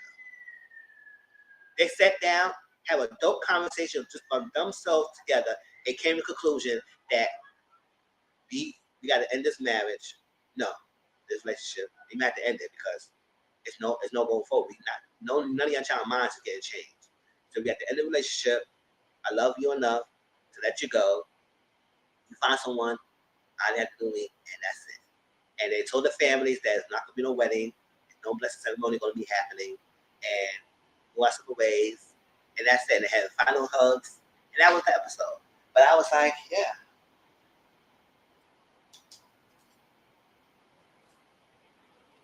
But she was saying, he's a soulmate. I said, you can find another soulmate, girl. It could possibly be his soulmate. It could be one of possible soulmates. But you gotta do what you do. And if maybe it's not a compromisable thing, don't compromise that. And a lot of people fall into relationships, they're compromising. And that's how they get miserable. And then they start resenting. Because you compromise it. And I think one of the uncompromisable things is the baby. Period. And I can say this over and over again, like me. I don't want to raise a child as a single parent. I don't. But if I'm with someone, if you want to have a child together, I'm open for it. So anybody who's trying to quote me in the future, y'all know my answers. I'm open for it.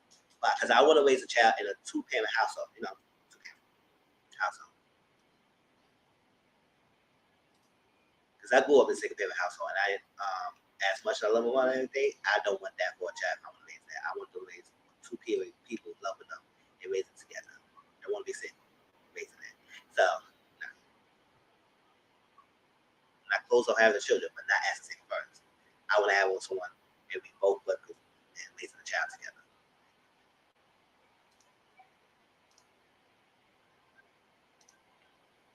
And I've been always been my answer all this time. So, I'm not gonna change.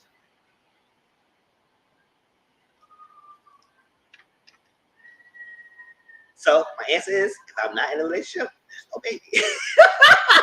For me, baby, it's not happening. Yeah.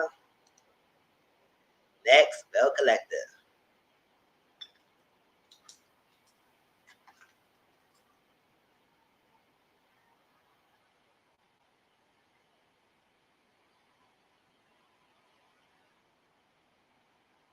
All right, hold on, y'all. Let me go back real quick. You know that. I'll be right back.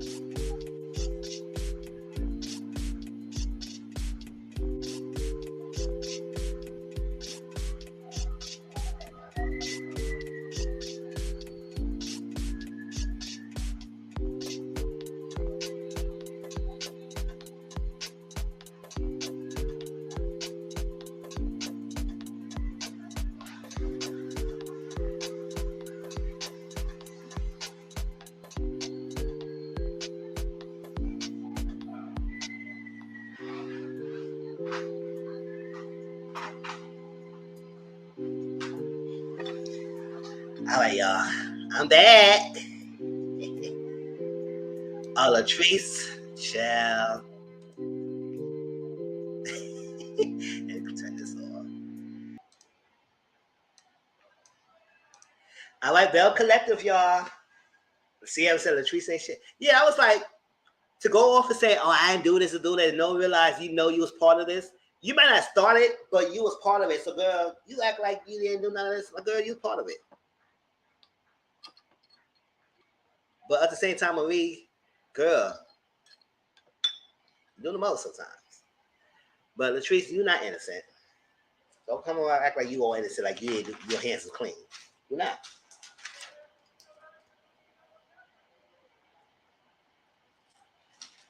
So, Belle Collective, y'all. So, Marie, I think, what was it? When we were told to Letitia, they continuing from last week, they all going back and forth. I like, Letitia, you handled this poor taste, you handled this poorly. And she said she can't control how she feels. I said, Marie, for you to be a mental health specialist, and for you to go on television and say you can't control how you feel, you need to learn to get that under control. Because you can't always get in a room with someone and let that person because that fed time freaks some in. Freaks some in. That's federal time. Yeah.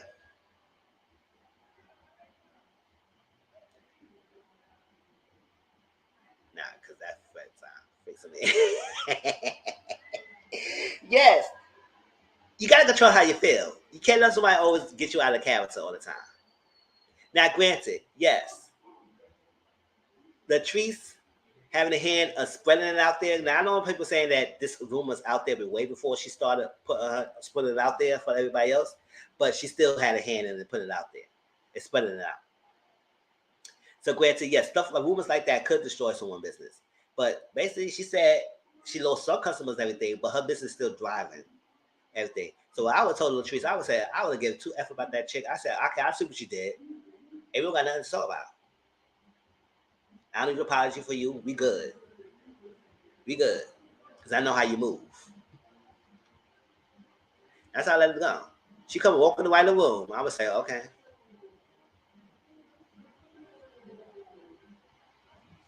She did it with potential. Oh, yes. Kaylin, yep. That girl. The rumors came through filming. Oh, okay. I know people saying it was came afterwards. So, yeah, doing filming. And help spreading it. So to sit here act like you had no hand of it and like, oh, you didn't want to destroy the business, and I'm not the type of person like that. I said, girl, you had a hand in freaking spending room, and so you were trying to destroy something. All because, granted, yes, Marie came after you last season about your business and how she's trying to tarnish your business about your hair and how she handled that. So granted, so if he came back as a get back to her because of that, just stand 10 toes down about that. To say, yes, I did that because how you came back to me. But don't come around and say like you didn't do nothing and play off like you was all innocent. No, you're not. You did what you did because how she came after you. Just say that.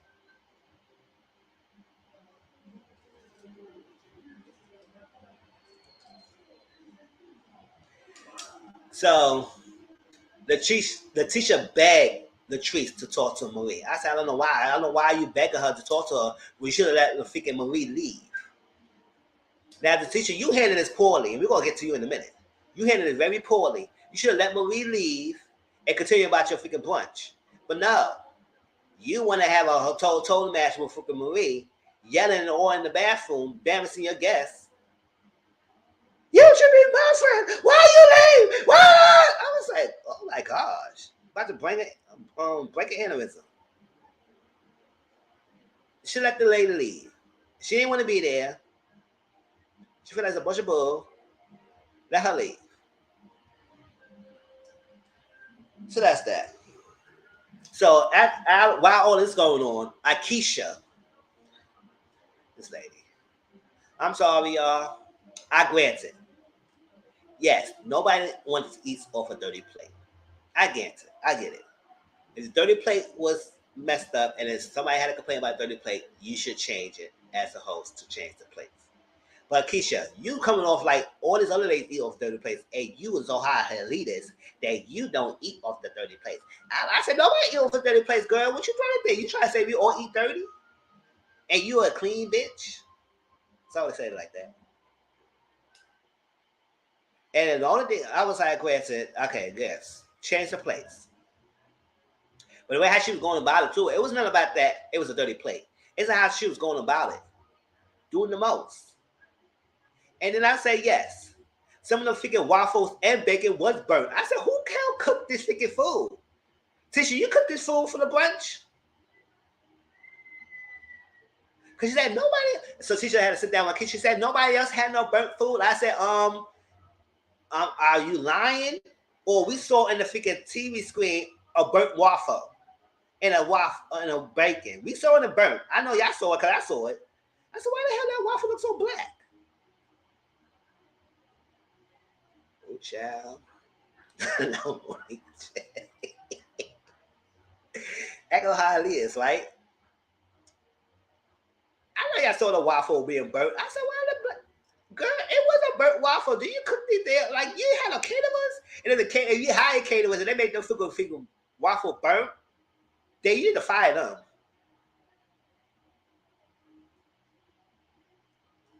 Anyway, way I want to eat my waffle all black like that. You toast the freaking waffles that hard? Child.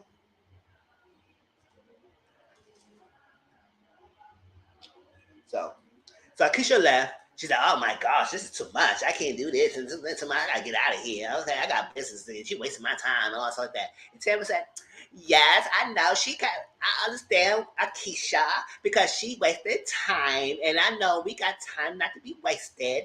And yes, I understand because this is not how the bunches used to go. She always enunciates every word. So that's how Tampa Cherie talks because she understands Akeisha and she knows that Akeisha, time was wasted because that's not how bunches used to go. And this was a hot mess. Yes, she knows the owners that did all that. Oh, I know the owners of the building. I know the owners of the building. I was like, okay, you know the owners, but the host is right there. Let the host take care of it.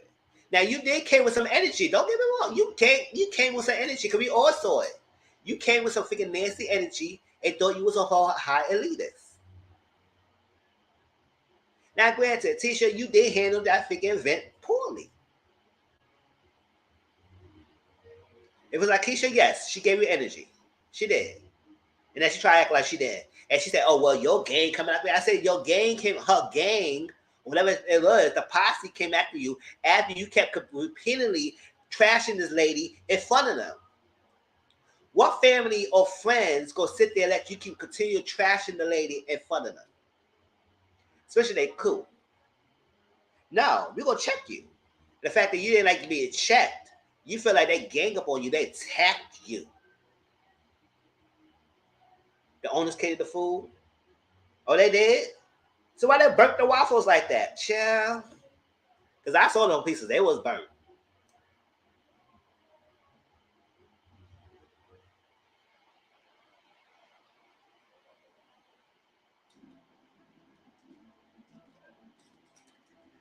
Well, Well, granted, you doing the most, girl. You doing the most. Or better yet, Akeisha, why you took the burnt pieces? Why you just didn't take another one? Like you saw other pieces there. Not all of it was burnt. It was self-served. So if you saw it, push that to the side. I said, nah, I don't want this. So that was that. Child, these people out here having no time of the day.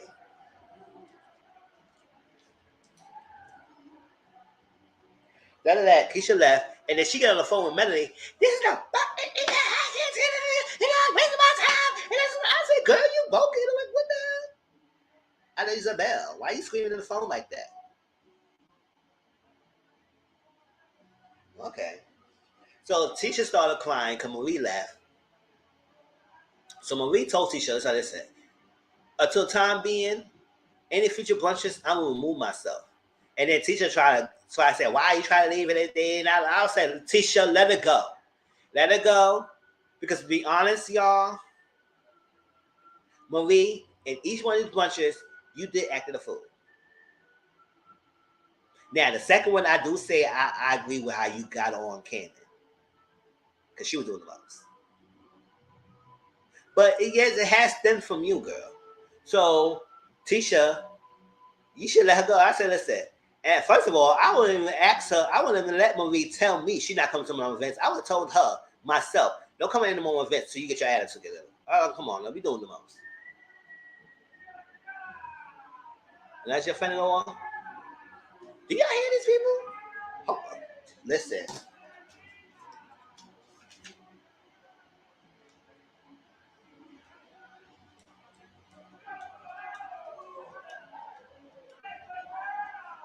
So, Latrice and Cliff went to ATV riding at their freaking acres of land with JJ and Sophia.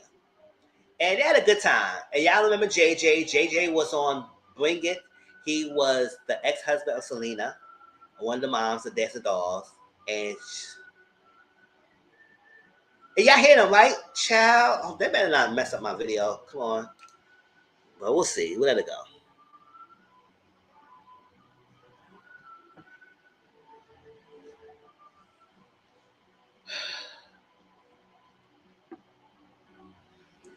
Yeah, so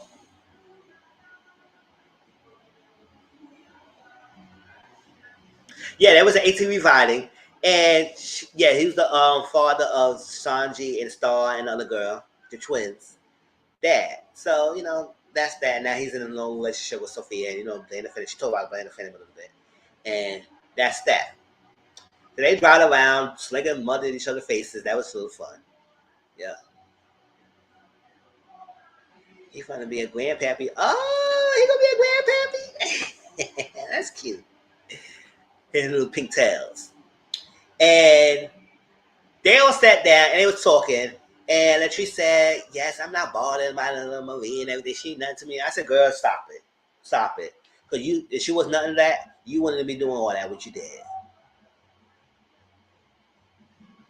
So act like you was above her. You not. You played the petty game just like she was played the petty game with you. Stop acting like that. All right. So they going back and forth. They was talking. And they talk about the conversation of the baby. And Latrice not ready. And I said, girl, don't do it. Oh, the baby twin pregnant. Oh, that's cute. Congratulations. And she said she's just not ready and everything, and it's too much and all stuff. So they got a confessionals, and he kind of shaded Tampa. Don't be like Tampa. And I don't know how y'all took it, but I took it like, so what are you trying to say? What are you trying to say? You trying to shun Tampa because she having a baby now? Or she waited to have a baby now? Tampa whole position of having a baby, she not, like she never was against it. She just want to have a baby with someone she's married to. So you trying to shade Tampa, don't be like Tampa, like. And Latrice laughed a little bit. She said, "I'm not going. You're not getting to that." Because I ain't like that. I said, Cliff, sit down. Got some nerve to talk about be like Tampa. If I were Tampa, I would curse your ass out. Now, maybe I took it wrong, but I ain't like the way he said that.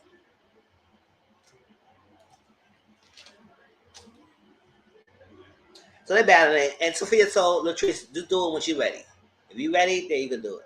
But if you're not ready, that's it. And that's how when I talk about family fiance, I talk about the whole thing. Because when Latrice went to talk to her mom said Cliff was just like her daddy. And remember, she had daddy issues. That's what she called her freaking husband daddy. Because her daddy was not around. I guess he went to jail, or he unallowed. No, he went to jail. Yes.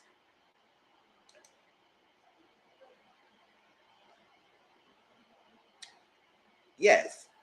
Her daddy went to jail, and then her other brothers was the father figures, and then they unallowed themselves and everything. So a lot of things going on. So she didn't want to raise a child, and then the guy's not around, the father's not around, and she don't want that.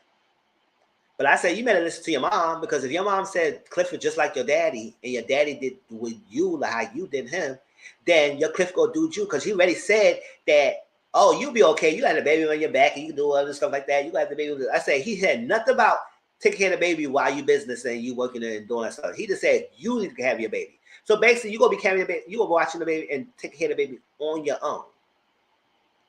I don't know what he doing, because he always on your side anyway. But he gonna be using you as you take care of the baby. So why he want a baby in this age and when he got 5 already? I said, no. If I already married you, I know you have 5 kids. I want more. No ma'am, no and no bacon, no cheese, no ham. I'm not having it. You get a vasectomy or something, because we're not having no baby over out here. And I already knew you have 5 kids already. That's my 6 kids. All right. I got 5 already. I don't need no more. Give me a little puppy, and I'll deal with that. Child. Clifford Martell. Child.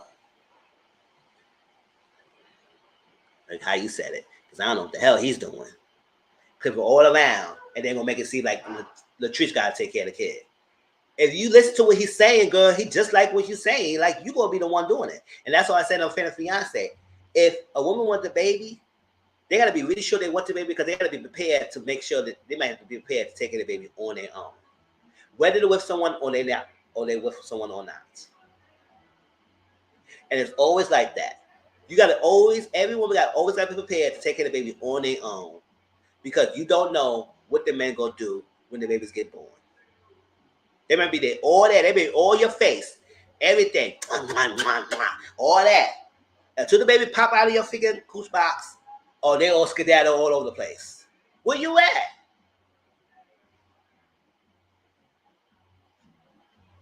For real. So don't trust. I'm sorry to say this. Even though you're married, you can't trust your husband on your boyfriend words. You can't. So you got to prepare to do it on your own. It's sad, but that's the reality. So if your mom telling you that Cliff is like your daddy, listen to her and don't give him a baby. All right. Now Marie sitting here. She said after the funeral she had a lupus flare. I said, oh child, she got a flare. So sometimes it drains your body. She take over 12 medications a day or nothing like that. Sometimes she can't walk, she can't move, she got to get help. It's like that. So that's that. And I said, oh my gosh. But I said, you going through all this, Marie. But yes, you taking so much thing on, and that's on you. Release some of the stress on yourself. You saying Jerez is in school, and it's your responsibility to take care of his child. No, it's not your responsibility. It's his responsibility. After we find out he pregnant that girl when she was a teenager, and he was a grown adult. 21, that's grown in the state of law. And it's your responsibility to take care of your grandchild. No, you can help Joaz if you want to help Joaz. No, but he should be taking care of it. And then you talk about the other boys. Cause I think she has a daughter, and she never mentioned the other daughter. Or whatever. I think she had a daughter. I don't. Y'all let me know. It's like that. But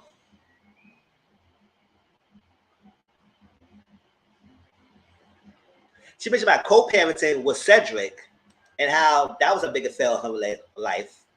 And Cedric left, and she said the only co-parent with him, she promised him to buy him a Rolex, so she got to get him buy him a Rolex for co-parent. I said, I know you're not lying. I know you're lying. But wait, how are you a professional and you say things like this? You gotta buy him a Rolex for him to co-parent?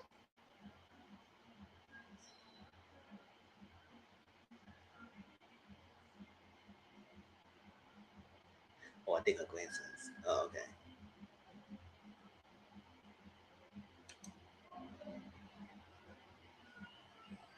Don't she have a daughter? I could have sworn she had a daughter. She never said her daughter. I know I could have sworn on that picture she had boys, 3 boys, and a daughter.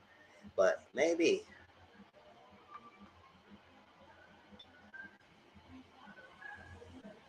But oh,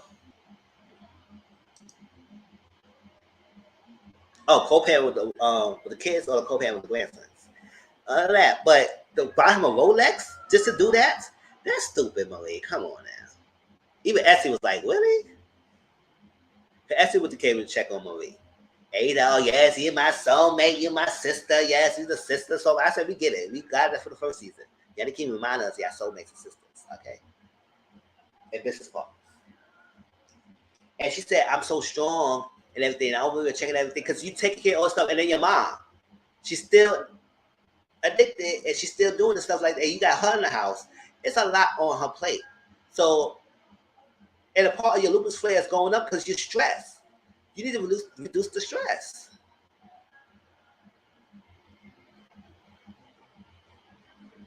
She just needs to do SE.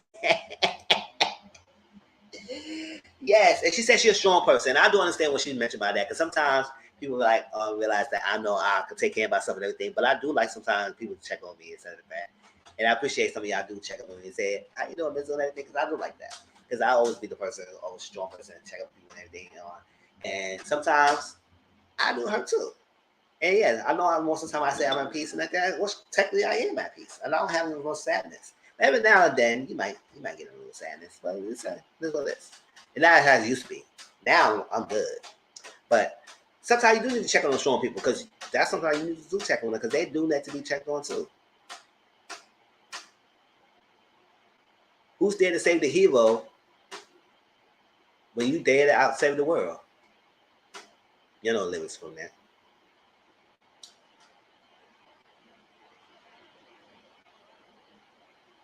So I think she have a fear that Cliff will up and leave. I said, oh, that's a possibility. Or he's there and you just take care of the kid on your own. Because basically he just told you that. It's so way, shape, or form.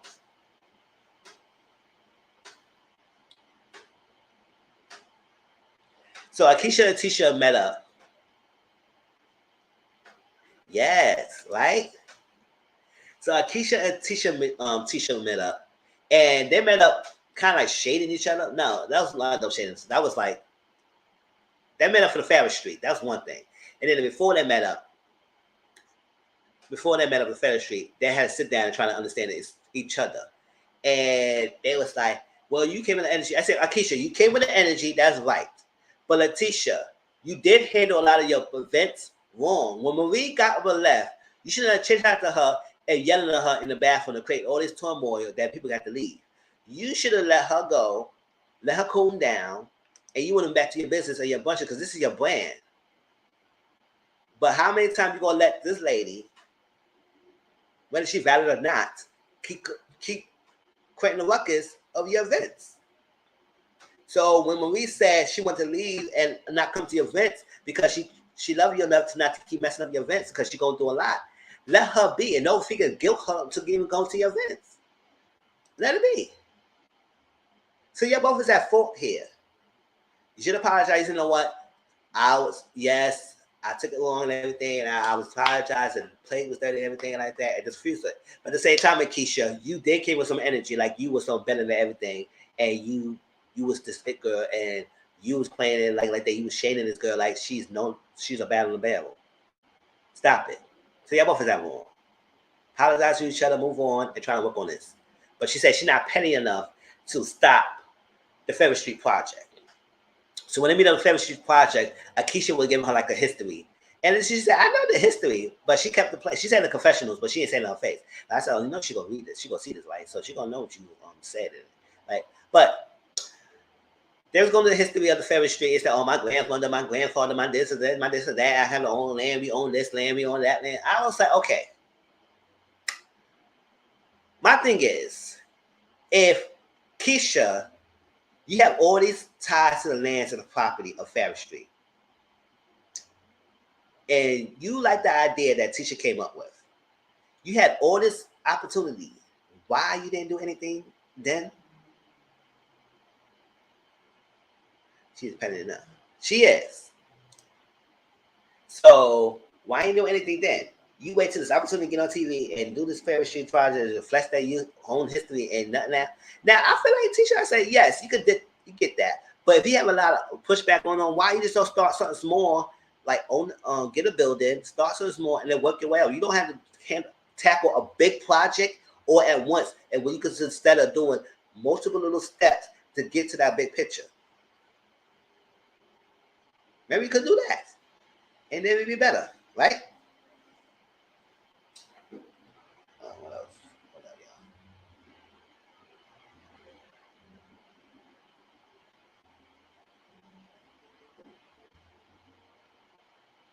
So that's that. So then they had that same conversation, and then they started talking about greedy or demand. I said, why are we taking and use this conversation and talk about freaking Tampa and her man? Now, Tisha, come on now. That was too much. Then Akeisha, you are entertaining as well. I said, girl, whatever. Y'all super gross.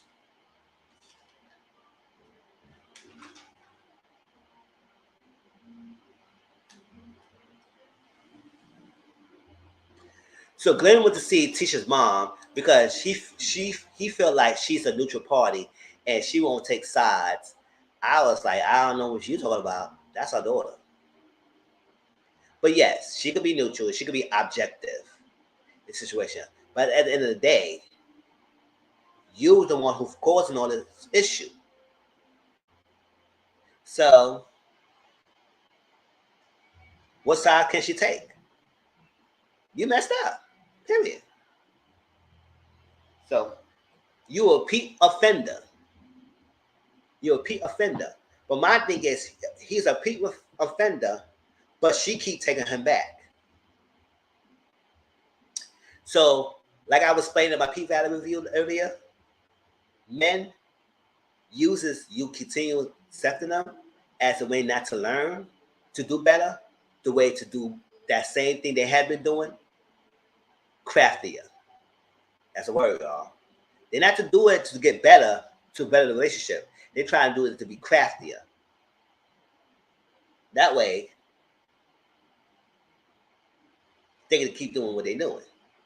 Because, Tisha, he's been doing it for years, and you keep taking them back, taking them back, taking them back.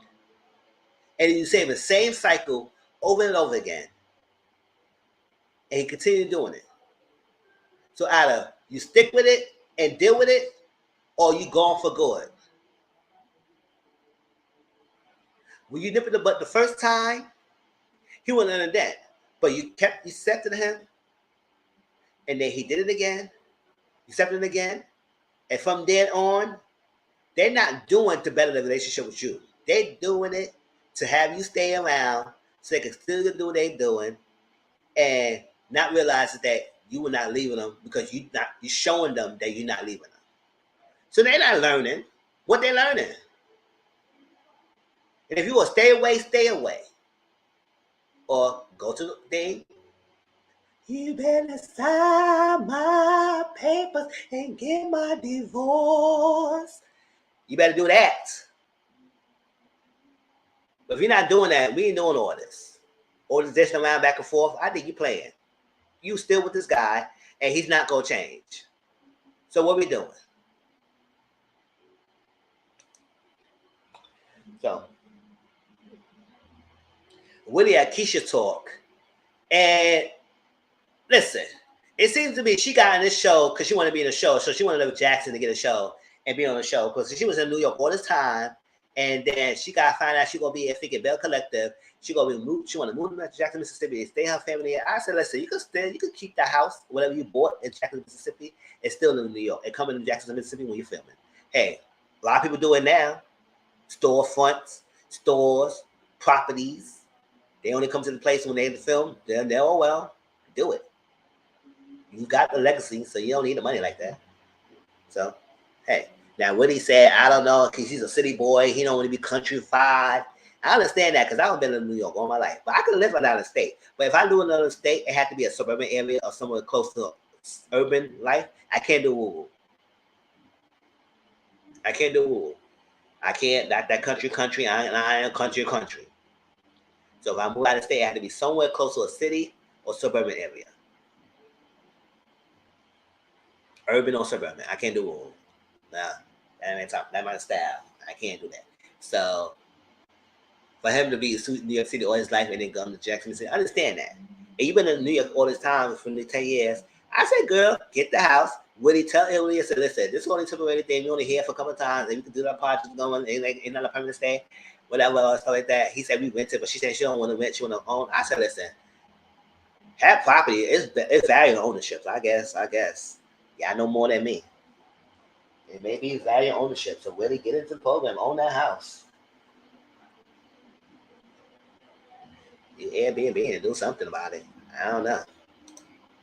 Yeah, tell me how y'all feel about that. But that's that. So Essie Latrice talk. And Essie went to talk to Latrice about get some things. And he said, that's how you really shade. And that's how shade used to be. Without the nastiness.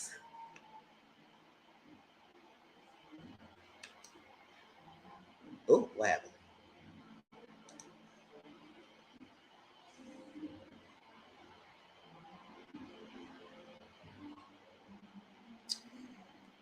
This is how you shade. Because Essie and Latrice talk to each other, right? And the way how they simply shaded each other with a smile in their faces and talking to each other and get to the bottom of agreement with each other and understanding while still shading each other, that's a class of shading. That's how you shade. Because they know they were shading each other, but they had, yeah, you know, this is this. And they had no arguments. It was no freaking raising their voices. They sat there and it was classy. Shading. Back and forth.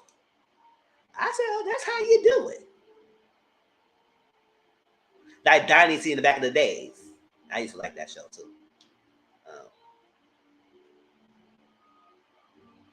When you come in the show, giving them a little nasty little shade, and then you have to raise them voice and y'all get them back and forth. Mm-hmm. Essie was trying to get Latrice to understand what she did kind of hurt Marie.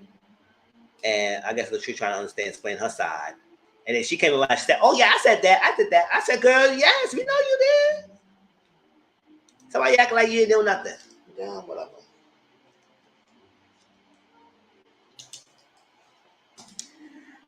So, I'm sorry I had to keep going off the camera like that, but this is the Wi-Fi thing. Acting stupid. So, Glenn wanted to meet up with Tisha. Child, y'all can't tell me, and I tweeted this last night, y'all can't tell me that Tisha was thinking about freaking dress before she walked to Glenn. Because I know she was in the house. That song came on. You know, she probably wasn't having feelings. To be, well, not to be. Not boom, boom. Boom, boom. Hold up. Bring the beat back. Doom, doom, doom, doom, doom, doom. Oh, I ain't ready yet. Doom, doom, doom, doom, doom. Let me fix my hair. Even though that wig was terrible. But still, let me fix my hair. Trashing my dress. I think I'm ready. I locked her in the house way too long. It's time to get it. But once I get a heat, I do it wrong. And my girl's so real. And I've been in this house. Wait, I've been in this. I had some, but knock it up. But he done be the only one. And wouldn't act on, and wouldn't put it on. Get in my tight. This is your song. Lock out the back, put in the dress, pull out the freaking dress. Oh, get the freaking dress on. She was in that freaking house getting ready. Cause when she came in that freaking suit on, that lace see-through outfit, I said, Tisha, you better do it. Get the freaking dress on. Every woman got one. For the time when it comes, more the big guns. And with the freakum dress on, she was going in. Because I know you cannot say, listen, she was in her freakum dress. Yelling a song, get in her closet, looking through her closet, see what the hell she gonna wear before she see freaking Glenn. She wore her freakum dress. If y'all saw the episode, the way Trisha was looking nice. She was looking nice. And I do like a lady that have a nice see-through lace outfit. It's black and look nice in their skin. Now the wig was horrible, but still the freaking outfit was nice. She was freaking dressing. Every woman got one. From the time when it comes, one big guy. I want a freaking dress on ladies and wear dress up and your best dance with no reason. Yeah, she was going in her freaking outfit. You know she was going in her house. When you got to meet on a man who not doing right, when he acting up, when you act wrong, that's when you put it on. Get him on tight. This is this song. Well, out your back, trying to impress. But like the freaking dress. Y'all know she was going in. Y'all cannot tell me. Y'all gotta watch that episode. She was looking nice. Even Glenn was like, oh, snap. And you know, she coming and she was looking ready. I said she was trying to show you what you're missing. I like.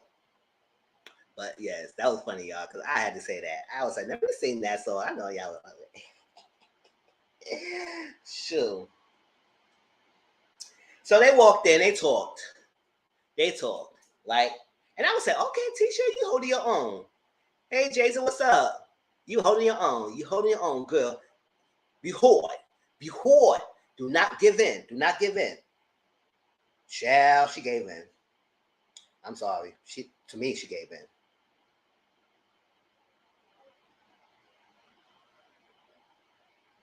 She gave in because he was saying, you know how it is, because I was going to do to get you home and everything, and I said, I miss you and everything, and you know how it is, because I was kind of bored. She said, oh, you bored, good, read a book. Period. I said, oh, that's what I say. You better work. She said, it's a privilege to be with me. I said, yes, it's a privilege to be with you. Okay, yes. It's a privilege to be with you. And then he said, bring your ass on. I said, ooh.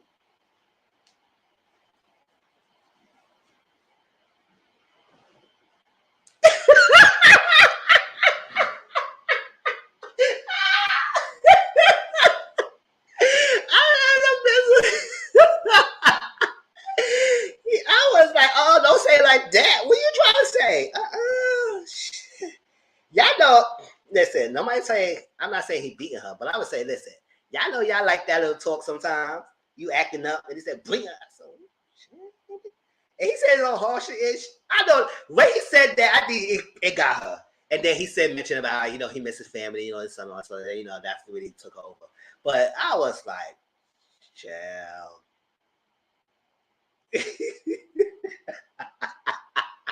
Y'all know, teacher was like, oh, shit, okay.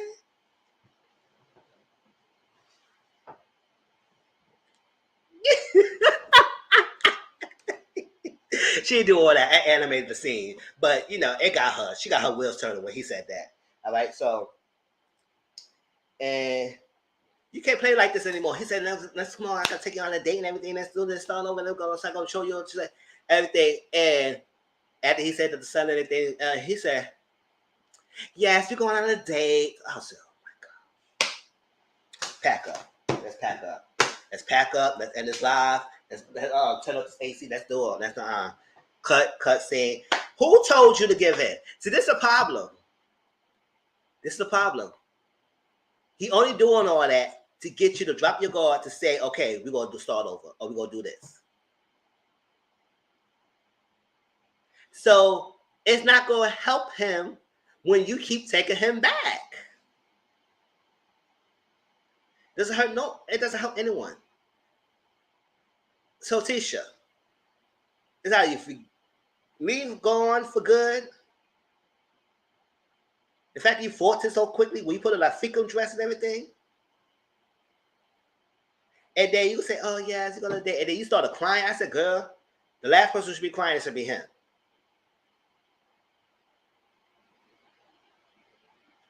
But oh well, y'all let me know how y'all feel because I was like, Tisha, you really? But then again, that's a cycle. When the men know your cycle and they know that you're not gonna go anywhere, they know they're doing this. This is like 20-something years, and it's the same cycle, and you did not leave yet. So either you stay being with this guy and do you, and he gotta be okay with that, or you leave him for good, or that. But the fact that you fought it and you say you go all days or something like that, whatever, that's all he needs is here. Because you say you don't want to hear about words, you need action. And all he said, take your date, you was okay. Oh yeah, we go on date. And I said, girl. Brittany was watching it last night. She was like, I was whooping for you, girl. Chill. But that's it. But that was 2 episodes of Belle Collective, y'all. I reviewed last week and this week in all one shot. So if I miss anything, y'all let me know what I missed. But I missed y'all last week. How everything doing? I don't know if Simone was doing the panel tonight because I know she might have had some things going on. But if it is, y'all just shoot me up there or not. We just relax for the rest of the day. I might do some watch alongs on Atlanta and everything because I missed a couple episodes. So I said, Mama, let me know you know on the panel. I don't think it was because I ain't seen no thing yet. I don't think that she got some classes going on, so it might be a lot going on. But we're not. Hope y'all enjoyed my review. Hope I gave y'all a little entertainment today with 2 lives with P Valley and Mizzle Talk. But next week will be Mr. Social Corner. Oh, okay. So she's not doing that. I check on Instagram. That's why. Okay, so there's no thing. So hope y'all enjoy. But I'm gonna eat something. If y'all around, y'all find me in Discord. My Discord is down below. I might do some watch alongs if nothing else going on tonight of Atlanta Housewives to catch up because next Sunday we go talk about Atlanta Housewives. So next Sunday we go talk about Atlanta Housewives, Belle Collective, Fiance, and then also Mr. Social Corner. So if any topics, y'all let me know what y'all want to discuss because Mr. Social Corner will be at 2:00 and Mr. Talks will be at 4:00. Here you go. Follow my socials, Mr. 14 on YouTube. Yes, YouTube. Because I usually do it at 10:00, but I said let me do it at 2:00 this week because like 10:00 is probably too late and everything, and it's been a week later. I didn't want to waste it. Yes, Mr. 14, Instagram Mr. Grown, Twitter is Thomas_Grown, Discord is Mr. 14. Hashtag 3488. Cash in the link is the description box down below. And everything, just follow all my socials. I'm very active. Each one on Twitter. Thank you for viewing and watching. And I also thank all those new subscribers because my numbers is getting up. I'm almost up to 1,300. So thank you. Thank you so much for the people who came through. I mean, as no it's slow growing, but is this something? I appreciate that. And I do hear y'all. I know somebody told me that. I know you don't think so, but you do inspire and you do entertain and help people. And I appreciate that. Because I know sometimes I'll be small. So I say, and I'm doing something like, but that's me. Mm-hmm. But I love y'all. Hope y'all enjoyed it. If y'all missed anything, y'all put it down in the comment section below. Let me know. Love you, Jay Daw. Love you, Auntie Monroe. Yes. Yes. Never thirsty because I stay wet. Yes. Oh, yeah. And I'm going to talk about some of the things that Zeus trying to... Zeus, let me... You say you want to build some freaking quality. What the hell is real baby mamas going on? Like, if I don't know if that's real or not, but that is dumb as hell. Maybe it's not dumb. Maybe people think that real Charlotte's real size chicken Charlotte probably dumb. Hey, whatever. I don't even care for Zeus anymore. So what is what it is. But I saw that. I was like, okay, really, real baby mamas. I guess we need a show with that. And then based on how he does his shows, so we're gonna have baby mamas arguing and fighting each other. Okay, we'll see that. Whatever. Valley, AK9. CM, Jason. Who else came through? Tiffany. All right, love you all, y'all. We play game. Hope you enjoy it. The timestamps will be down below. So y'all let me know how y'all feel, and y'all can jump ship whatever show you want to jump into. If y'all want to watch the whole thing, y'all can jump ship to whatever show you want me to hear my thoughts about. Yeah, depending on who the baby mamas are. That's why I say we need to see who the baby mamas are. Because I was like, okay, is it somebody we know or what? But we'll see. But I think we talk about that in social media corner on Mr. Social Corner when I get more information about what came about or what was discussion on that. But love y'all. If y'all allow later on today at the eat, I go on Discord. Y'all come on when y'all see me on and we can watch some Lance and Housewives and everything. Until then, love y'all. Y'all take care. Be safe. There's no panel tonight, so enjoy the rest of your night. And y'all can still hit me up the social media stuff because I still want me around. All right? Peace out. Ooh, get it together, Mizzle.